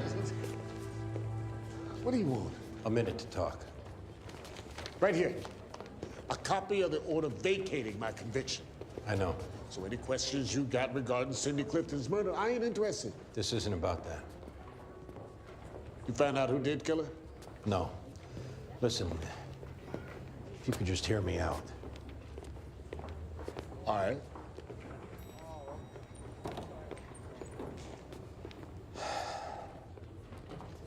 I had just made detective when we caught the Clifton murder, and you know what? That's not an excuse. I was there. But we did have witnesses who lied up and down the line, and I don't feel that's my fault, but it is my job to make sure that the right person gets locked up. And that didn't happen in your case. But trust me, there was no malice on anybody's part back then. I just wanted to tell you I'm sorry that you did those 18 years. I couldn't feel worse about it. I'm sorry.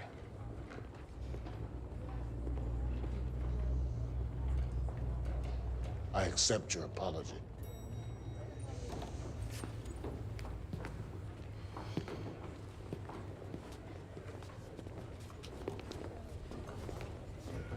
My son has been through a lot. And nobody involved in this whole damn thing has apologized to him. Nobody. Except you. But once Leonard gets some distance on this, he will be able to appreciate it.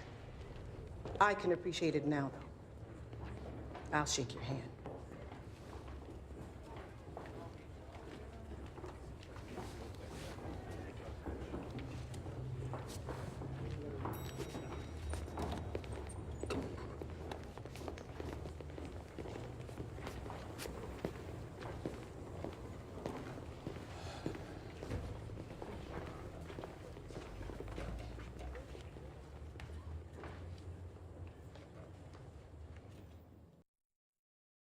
Previously on NYPD Blue. Did you see your dad beat up your mom that night?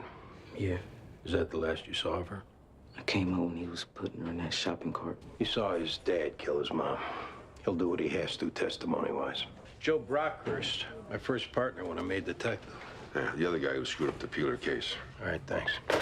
Sam's DNA don't match. What? This case is a nightmare. John and I are meant to be together.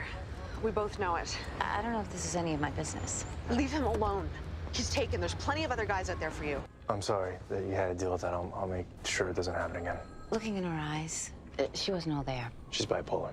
Yeah, last time I saw her, like a month ago, she was on her meds and doing okay. I think maybe she's gone off. I don't think I'm gonna be able to practice medicine again, John. If I don't have that, and I don't have you, I don't have anything. You need to get healthy again. That's all that matters right now. Will you go with me? Yes.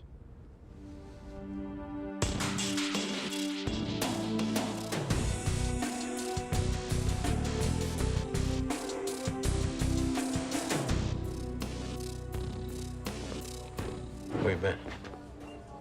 Jen walked out of the psyche ward last night. She's not home. She's not answering her cell. I actually went out on the street looking for her. Morning. Morning. Got a guy coming in a Clifton case. You want to keep looking for Devlin, I'll cover it. Who's the guy? Name's David Lewis. Taught at her school.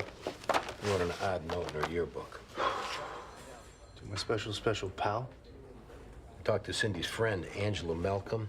She said that Lewis was a real touchy-feely type. Were him and Cindy close? She couldn't say. It ain't much, but John hit the street.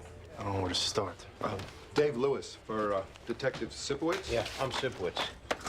Thanks for coming in. Yeah, this way. Give me if Dr. Devlin calls.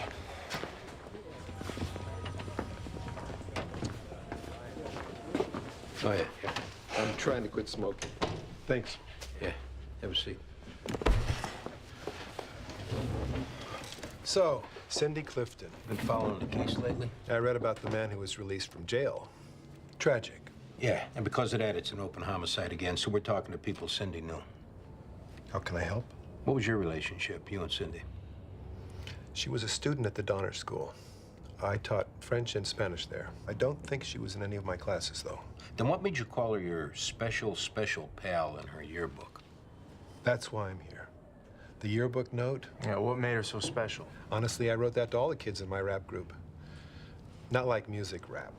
Rap sessions, where kids would come and talk about their issues. This was a school thing or outside? After school, but sanctioned. Once a week, kids get together and lay out the stuff that's troubling them. Personal stuff? Sure. By any chance, have you come across a guy named Sam Jeffers? Why do you ask? He was Cindy's half-brother, but the family never recognized that. Odd situation. Did Cindy talk about him in these sessions? She told me once privately he'd done some inappropriate things. I took that to mean sex. Did you tell her parents? Honestly, I didn't have the time to. She was killed 3 days later. And the man that they said did it was caught so fast, I didn't see the point in upsetting her family. You should talk to Sam Jeffers. Yeah, we have. He was ruled out. Oh? Okay. So it sounds like you and Cindy were close. Not really. Being molested is a heavy thing to tell a passing acquaintance. I try to be a safe zone for all the kids. I mean, if they talk about smoking pot or feeling alienated, I don't freak out like their parents. So they open up, like Cindy did about Sam Jeffers. She was really upset about him. He sounded like a weird guy. But like we said, he didn't kill her. Right. You still teach at the Donner School? No. I'm at Tomlinson Friends now. Better money. Speaking of which, I have a class in 20 minutes, so are we... All done. Thanks for your time. No problem.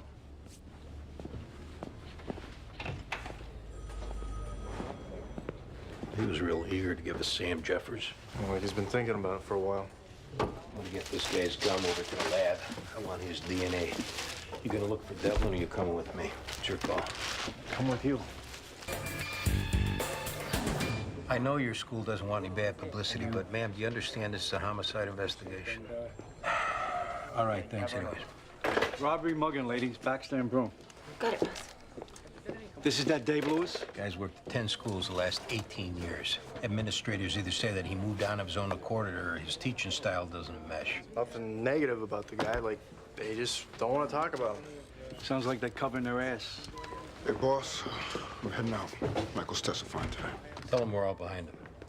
I will. Andy, bad time? Hey, Joe, no, Thunder. Sex offenders who live near Cindy Clifton. It's Robert Darnell and Lester Mooney. Darnell's dead 10 years. Mooney left the state, but they both got collared for sex with kids. Okay. Darnell's more the candidate. He did a bit for raping a 16-year-old girl. Mooney's mostly into males, it sounds like. What is the matter with? Principal at the Stender School. Might be something.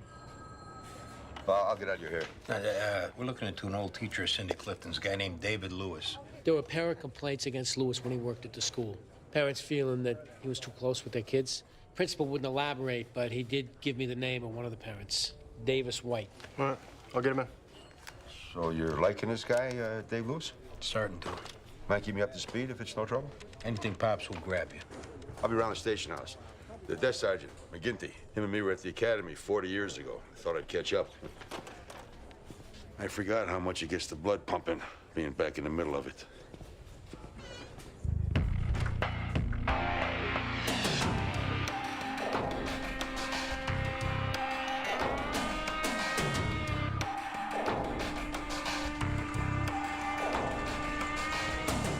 What do you got? He refused medical aid. He got robbed and took a smack to the head. What's your name, sir? Ned Applebaum. Did you see who robbed you, Ned? Fell in a jogging suit, black mustache, oily hair. He had chains around his neck, gold chains. Put a description over the air. Might get the whole neighborhood brought in. Did you look at any witnesses? Couldn't find anyone. It's like nobody noticed. They just walked past me. What got taken from you, Mr. Applebaum? My wallet, cash. Oh, jeez. A necklace. A very special necklace. Special because? It's my wife's. It was her grandmother's. It's worth $35,000. What were you doing with it out here? I don't know. I didn't want to leave it at the hotel. Where are you in town from? Centerville. Indiana. Just here for the weekend. Where's your wife? Having a spa morning or something. So I went for a walk, but I didn't want to leave it at the hotel. She's gonna kill me. But you're sure about the guy you saw with the tracksuit and gold chains? Of course. Because that sounds like a description out of Central Casting. Well, that's who did it. Could you recognize him if you saw him again? Yeah, I think so. Then tracksuit and gold chains, that's what we go with. She's gonna kill me. You understand? You're looking at a dead man. Let's get you down to the station house to look at some log books. Maybe we can clear this up quick. Lord, I hope so.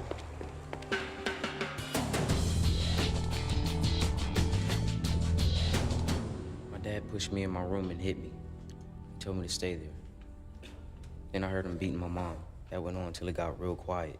After it was quiet a while, I opened the door to my room. I couldn't hear anybody in the apartment, so I walked out, and I heard something going on in the hall. Did you look out into the hall? I looked in the hall and saw my dad put my mom in a shopping cart. Was your mom moving at all? She was dead. Then he wheeled her off. Did you see your dad again that night? I didn't see him till the next day. Nothing further. Good morning, Michael. I'm going to ask you a few questions about your dad, okay? Okay.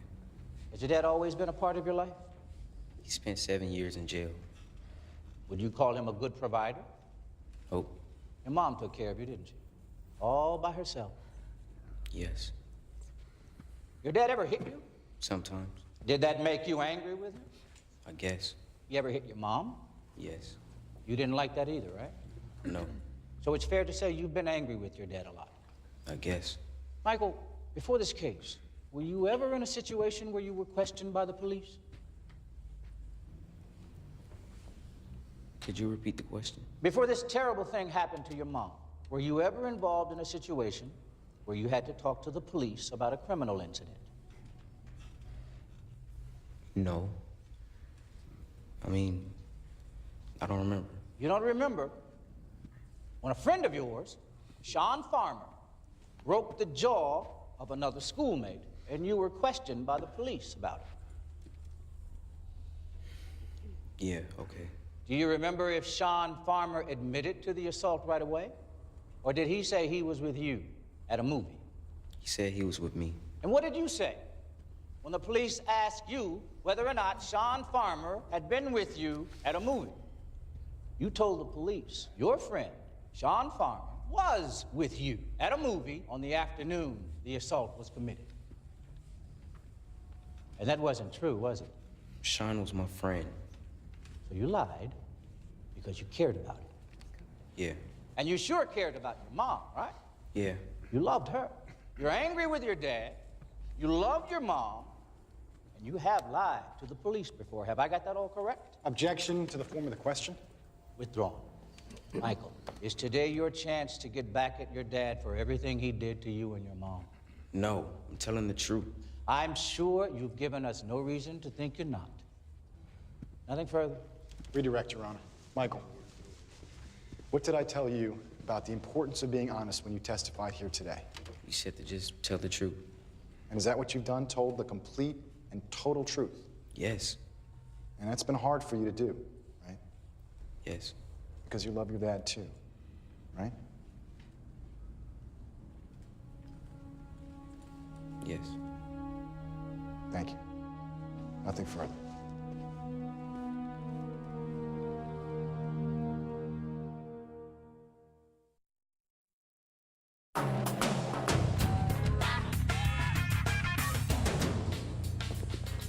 Thanks for coming in, Mr. White. Have a seat. I've got some questions regarding the complaint you made about a teacher at the Stender School, David Lewis. A few years back.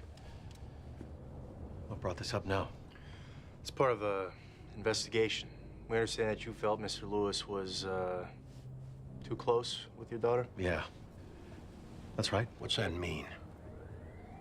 Look, is Victoria gonna have to come in and talk to you too? Because I really don't want that to happen. She's dealt with enough. Dealt with enough with Mr. Lewis? She's not testifying to anything. Not now. What did David Lewis do to your daughter? Start there. He offered her a ride home. She knew him pretty well from an after-school program he ran, so she took the ride, and he wouldn't let her out of the car for 3 hours. Did he assault her? She says they just drove around while he tried to convince her to have sex with him. She refused over and over again, till he gave up and let her go. Is that what you told the school? And my lawyer. He said we should consider the pressure on Victoria by putting her through a nearly unwinnable trial. So she left the school. She's been having nightmares ever since.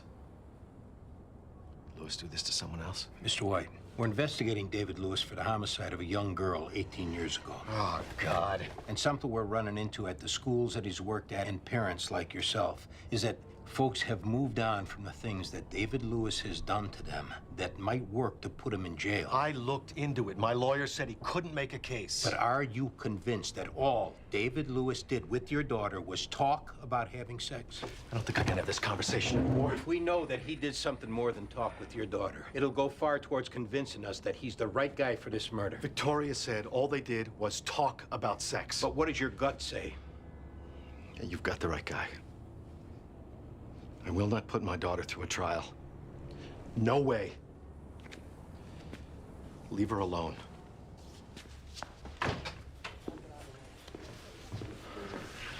Appreciate you coming down, Mrs. Applebaum. There's me wearing the necklace. My father's 70th birthday. Well, we'll make sure to get this to local pawn shops, so if anyone comes in trying to sell the necklace, we'll get notified right away. Good. So, how are things progressing? Well, we're gonna set your husband up with some mug books, see if he can identify the perpetrator. He said an Italian-looking fellow stole the necklace from him? That's right. Did anyone else see this Italian fellow? No. It's my first time in the city, so I'm wondering, do things like this normally happen in broad daylight? It wouldn't be the first time, but still, it is on the rare side. Is something bothering you, Jessica? No. No. Well, you're asking a lot of questions. It's just very unfortunate that this would happen now, on this trip. Well, not that you'd ever want it to happen, but why this trip specifically? It was supposed to be a reconnecting weekend for us. You've been having trouble at home? For a little while, I thought there was someone else. Ned wasn't acting like himself, and he suddenly spent a lot of money. I couldn't really prove anything, and he wouldn't admit it, but then he suggests this weekend to New York to find ourselves again. And now this happens. With a necklace I didn't even bring. It's your necklace, but he brought it, secretly. Can you believe that? I mean, what was he thinking? I guess we're gonna find out. 'Cause I won't stand to be made a fool. I'm not a fool. Did I just say too much? We'll talk to your husband. If he's honest, maybe we can keep this from getting too serious. I appreciate it. I just want to go home. We'll be in touch. Moved around a lot of schools the last 18 years, haven't you, Dave? I could have told you that over the phone. Yeah. Why so many schools? I get bored easy. Or is it more you get caught being inappropriate with students? Excuse me? One more time? Remember Victoria White? From the Stender School. What does she have to do with anything? Why don't you tell us about the ride you gave her? Oh. Okay. The 3-hour ride? Is that what someone told you? Her father. 3 hours, which I could account for being somewhere else. 3 hours that she spent with her boyfriend after I dropped her off and didn't want to tell her father. Did you ever give Cindy Clifton a ride home? Oh, come on. That's where this is going? No, I never did. You never drove her around asking her to have sex with you like she was doing with her half-brother, Sam Jeffers, who you were so eager to have us talk to? I didn't know they were having sex. I just assumed it. And no to all the rest. Then how does your DNA wind up on Cindy Clifton's dead body? Your DNA matches sperm found on and inside Cindy Clifton 18 years ago. My DNA? Which just appeared to you? The piece of gum that you left in our trash can this morning.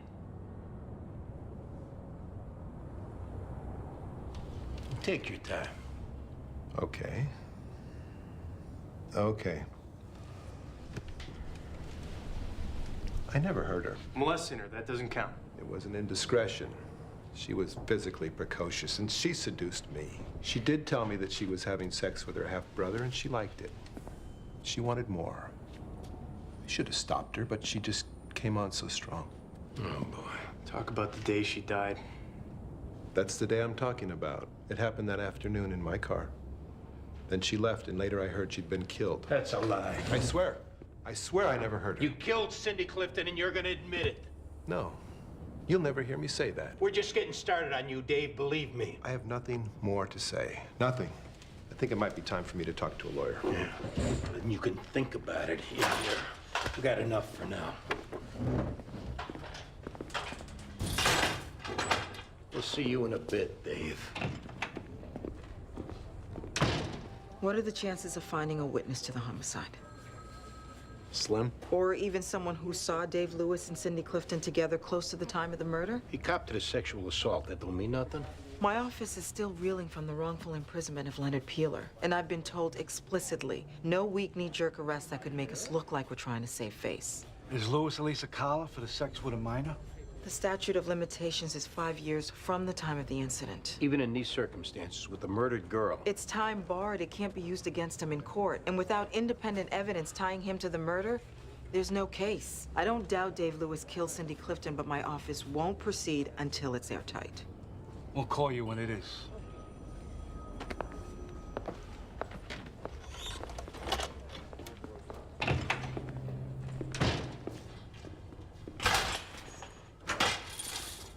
Stay in town and stay available. I can go? When we come looking for you, we better be able to find you. And you're done working at that school or any other school. You're done teaching. So now it's a witch hunt. If I hear you're around kids, I'll come after you personally. Stay in your apartment. Call in for groceries. Sit and wait till we come to lock you up. I think I'll just go about living my life. You don't want to mouth off, Dave. That'll get my fist in your stomach because I know you're the guy. Whether or not I'm the guy, you're investigating a crime from 18 years ago. You have no witness, no evidence. Got your DNA. Which proves the indiscretion. And the statute of limitations on that ran out years ago, which I'm sure you were just told. Otherwise, I wouldn't be going home now. Walk out of here or you're gonna get that slug in your gut. And I'll sue you. And the department. And I'll teach again, detective. Not in New York. You ever hear of libel? Defamation of character? Back off, or I'll sue your ass. You can sue whoever you want, but you leave now, or you are gonna get one hell of a beating. A 15th squad. Detective Clark, Dr. Devlin. Jen, where are you?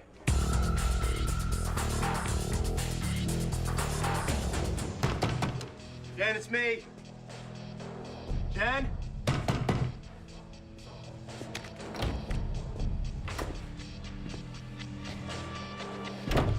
Jen?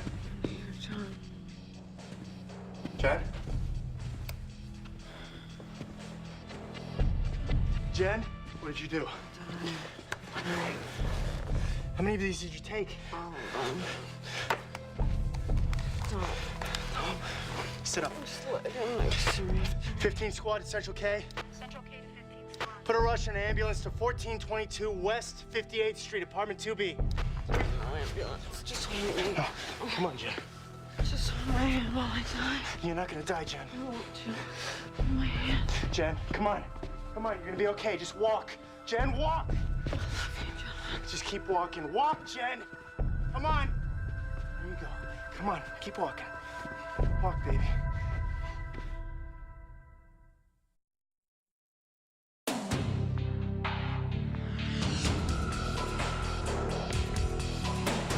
She was too far along to wash her stomach out, so we gave her activated charcoal, and it looks like she's gonna need dialysis. Charcoal, what's that do? It absorbs acecanol in vodka, and the dialysis cleans out her blood. Was she too far along, or did she have enough in her system to, check out? It's good you got to her when you did. So what now? 72-hour hold? She definitely qualifies. I've got signatures from 2 doctors, so if there's another escape, which there won't be, she's a fugitive. All right. Situation like this, patients do better with support. Does she have any family or friends you can contact? No, there's no family in town. I don't think she has any friends, but I'll look into it. All right. Well, it's going to be another hour for dialysis. I can call you when she's done. All right, thanks.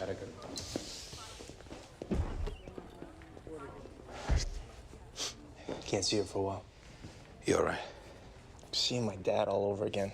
It's like another train wreck. I can't stop. John, this girl's sick. If she don't take her medication, that's not on you. It's a cold comfort. You want me to stick around here with you? Because I will. No. Who called? Gibson. It's official from the lab. Lewis's DNA was definitely confirmed a match to what we got off Cindy Clifton.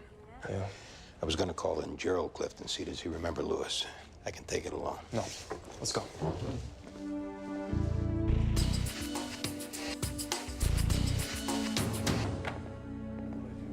Thanks, Hank.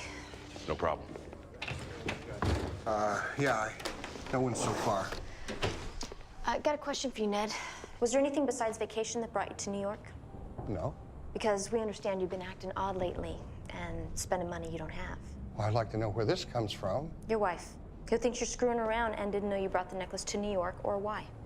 I was gonna take her to the Rainbow Room for a surprise and surprise her with it. She just keeps it sitting in a safe at home. She told you she thinks I'm screwing around? Do you want to go to jail for insurance fraud? Or would you rather come clean and maybe see this all go away? Oh, boy. Boy, oh, boy. Now, I was legitimately robbed on the street. By a cliche who no one saw in the middle of the morning. I'm sorry, but that's what happened. The fact is, though I am sort of having a relationship. Which is a coincidence to you getting robbed? That what you're saying?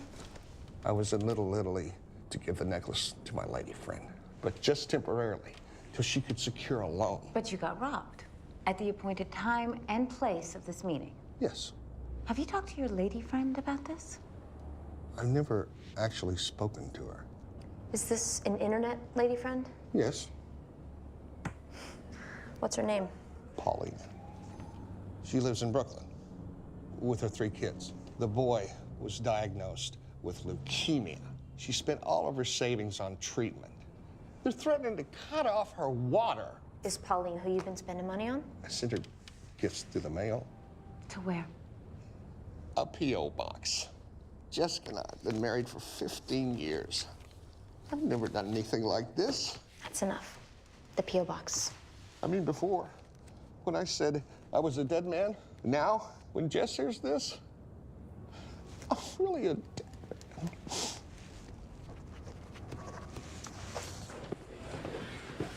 I got your message.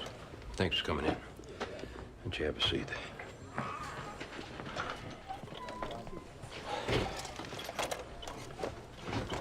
How you holding him? You said you had news? This guy who used to teach at the Donner School, David Lewis, he admitted that he sexually assaulted your daughter the day she was killed, and his DNA matches what we found on Cindy. This man's in custody? He's not yet. because even though he admits to the sex, the statute of limitations is run out. We're still working on tying him to the murder. But what are the chances that a man who sexually assaults a girl who's killed that same day isn't involved? None. There's no chance. He's our guy. But evidence-wise, we're just not on solid enough ground for the DA to proceed. So, we're hoping to find something new to use against him. I don't know how I can help you.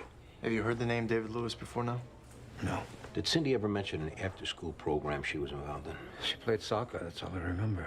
This probably would have been referred to as a teacher-student counseling. I don't recall that.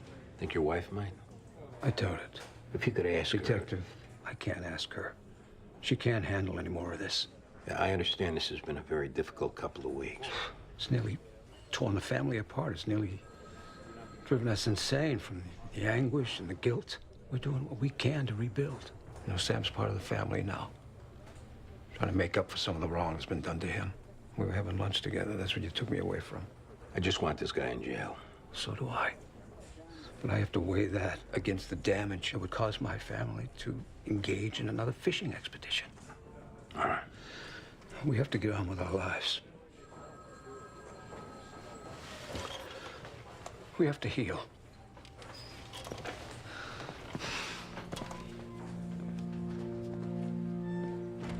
Let's keep working it.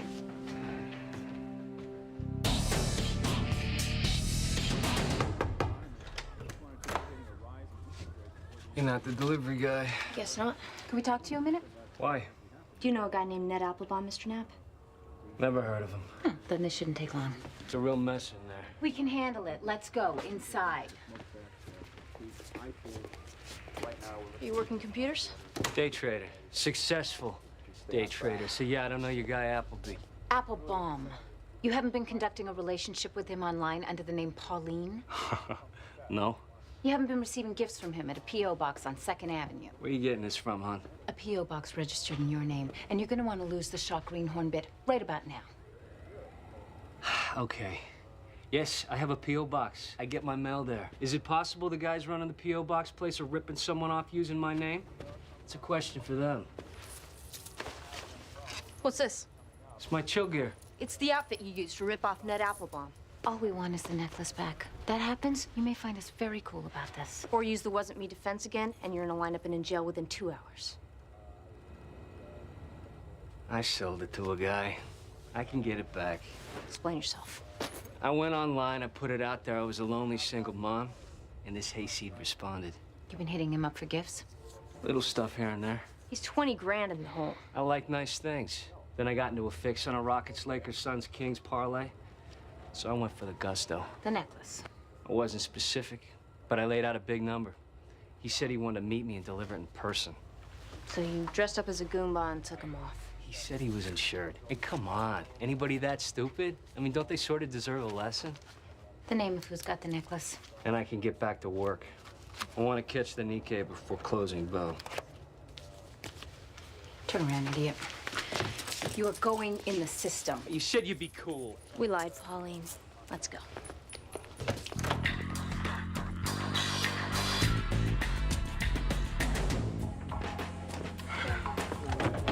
Only 15 residents in the buildings near where Cindy Clifton's body was found have been there for more than 18 years. Any of them remember the case? 4 of them, but none of them were any help.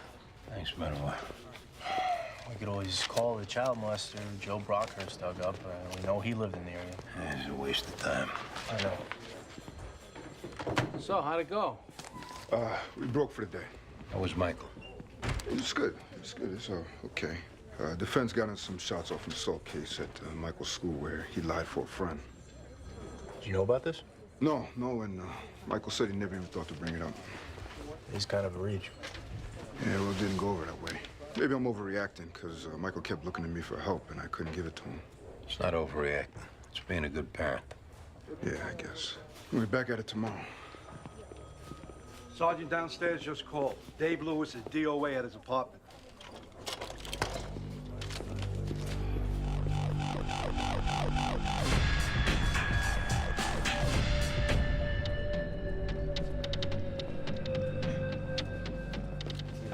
She found him? Heard moving around in here, which normally there isn't during the day. So she checked the door, it was open. You heard people in here earlier?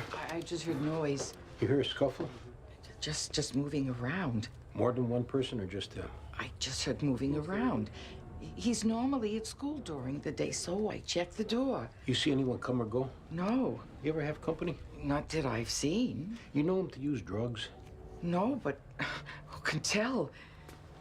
Thanks. Doesn't look like there's any other tracks on him, but no signs of struggle either. The apartment's totally intact. What was he like when you kicked him? Cocky. So he picks today to try heroin? Maybe he's been smoking or snorting and he decided to shoot up. All right, it's a suicide for now.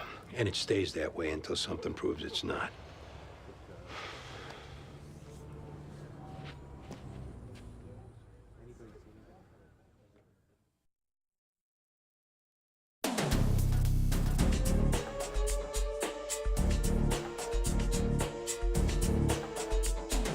Could use a cleaning, but it's intact. Your husband may be needed down the line for testimony and so forth, but he's free to go. So this whole weekend was about him giving my necklace to his girlfriend? That turned out to be a man? He said he was just loaning it out for collateral. You buy that? He was fed a lot of lies by this phony Pauline. He seemed to honestly believe them. Or he's playing ignorant to keep from getting thrown out of the house. Has he got a reputation for that? No. If I was his wife, I probably wouldn't believe him either, but from the way he's been acting, it could be true. How's he been acting? Contrite, honest, ashamed. He was actually free to go hours ago, but he was scared to face you. As he damn well should be. Jessica, there are two kinds of folks we deal with a lot. The first are bad people doing bad things who we lock up and wash our hands of. The second are good people who do stupid things. In those cases, we try to help out as best we can to avoid further damage. Your husband falls into the second category. You'd think he was just being stupid. Might be worth a conversation. Or not, and we'll get him a cab. Well, I did just start a mail order catalog business a few months ago, and maybe he hasn't been getting the attention he's used to. Still, that's no excuse. You want to talk to him? He's right down the hall. Maybe just to get an explanation. We'll see how that goes and take it from there. Fair enough.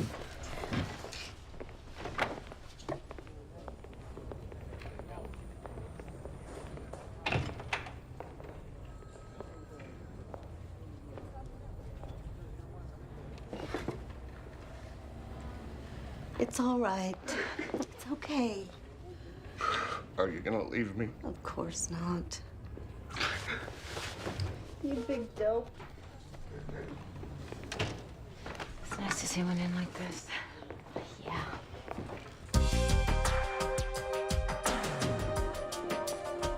Anything off the canvas? Nothing. And nothing from the neighbors? Lady next door heard moving around, but she didn't see anyone. I notified Lewis's brother. He said there was no history of drug problem, but Lewis was kind of a loner. So maybe the guilt got to him. Yeah, maybe. Or what? Clifton's worth the conversation? I can't go to them again. They've been through too much already. If it's indicated, you got to. It's not. The father, Gerald, he was in no frame of mind to do this. What about the guy you had in earlier, Davis White? Well, he was at work all day. 3 co-workers confirmed it. It's up to you, but the ME will want a decision by morning.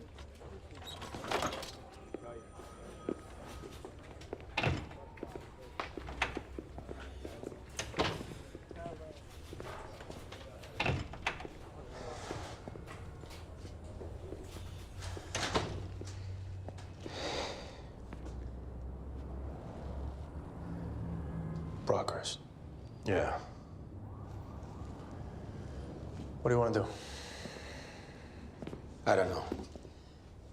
If we want it to be, it's a suicide. Do we want it to be? I don't know. Dave Lewis did it. He killed Cindy Clifton. And shoved it in my face. And he got what he deserved. He deserved to get locked up. Yeah, but that wasn't gonna happen. Now it's closed for the Cliftons. It's closed for you, too.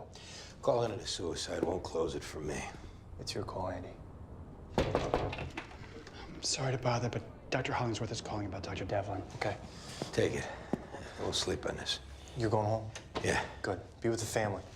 You want to talk about the doc or anything tonight, call.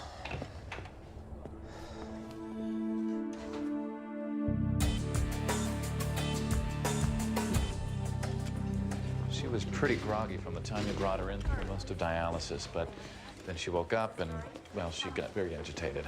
Is that normal? Needing 5 orderlies to restrain a 100-pound girl is not what we normally see. Is she okay? She calmed down enough to ask for you, but we had to restrain her to the bed. It's necessary? Until she's regulated, there's no choice. Now, just be supportive and encourage her to get back on her medications. Okay. But whatever you do, don't untie the restraints. She'll ask you to. She'll be very manipulative. All right.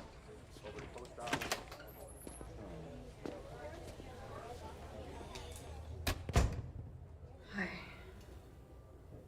Hey. Did I scare you? Yeah. I'm sorry. Jen, it's okay, but this is serious. I know. You need to get back on your medication and stay on it this time. I know. I was stupid. Jen, do you care for me? More than anyone. Then do it for me. Okay.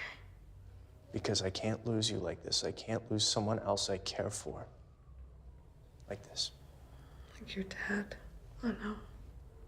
That nearly killed me, losing him like I did.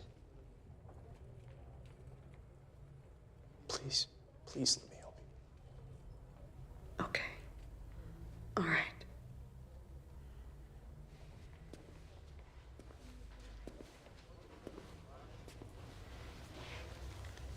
I wish I could hold you.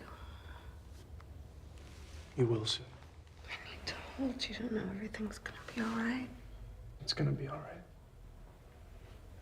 Just loosen the straps for 1 minute. Jen, I can't. Just 1 minute, then I'll know you care for me and want me to get well. The doctor said not right now. The doctor doesn't know what he's talking about. They tried to give me a Rohypnol shot earlier, John. Do you know what that's for? To knock me out so they can rape me. Jen, take it easy. Please don't let them rape me. Let me out of here. It's gonna be all right. How could you do this to me? You don't love me. You liar. You liar. You liar. Jen.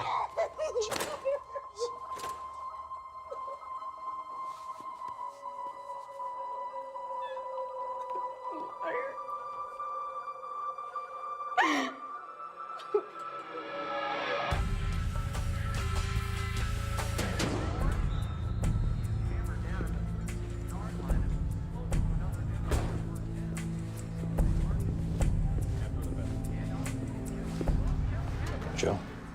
Hey, Andy. Can I set you up here? I'm all right. Okay. We found David Lewis, DOA, spike in his arm. Junkie, huh? Didn't have a history of it. Yeah, a lot of guys drop off their first time. Mess up the dosage, whatnot. It happens.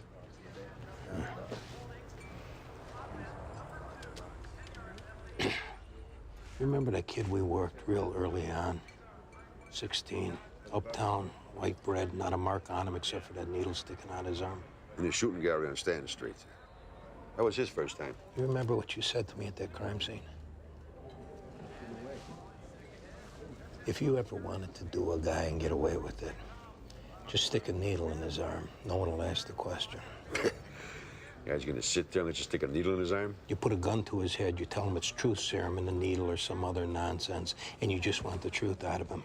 He does it himself. I said that, huh? And you remembered it. What did you do? I put the wrong guy in jail for 18 years. Did you kill David Lewis, like I said? You want me locked up, Andy? Is that gonna help you sleep? I just want to make this right. Is it right to put me through a trial on a case that'll never make? No one's gonna shed a tear that David Lewis is dead. But one homicide breeding another don't sit with me. You want to scratch this till it bleeds, go ahead. To me, the right guy finally paid the price. I'm gonna sleep tonight. If you can't, then do what you gotta do. Go with God, Andy.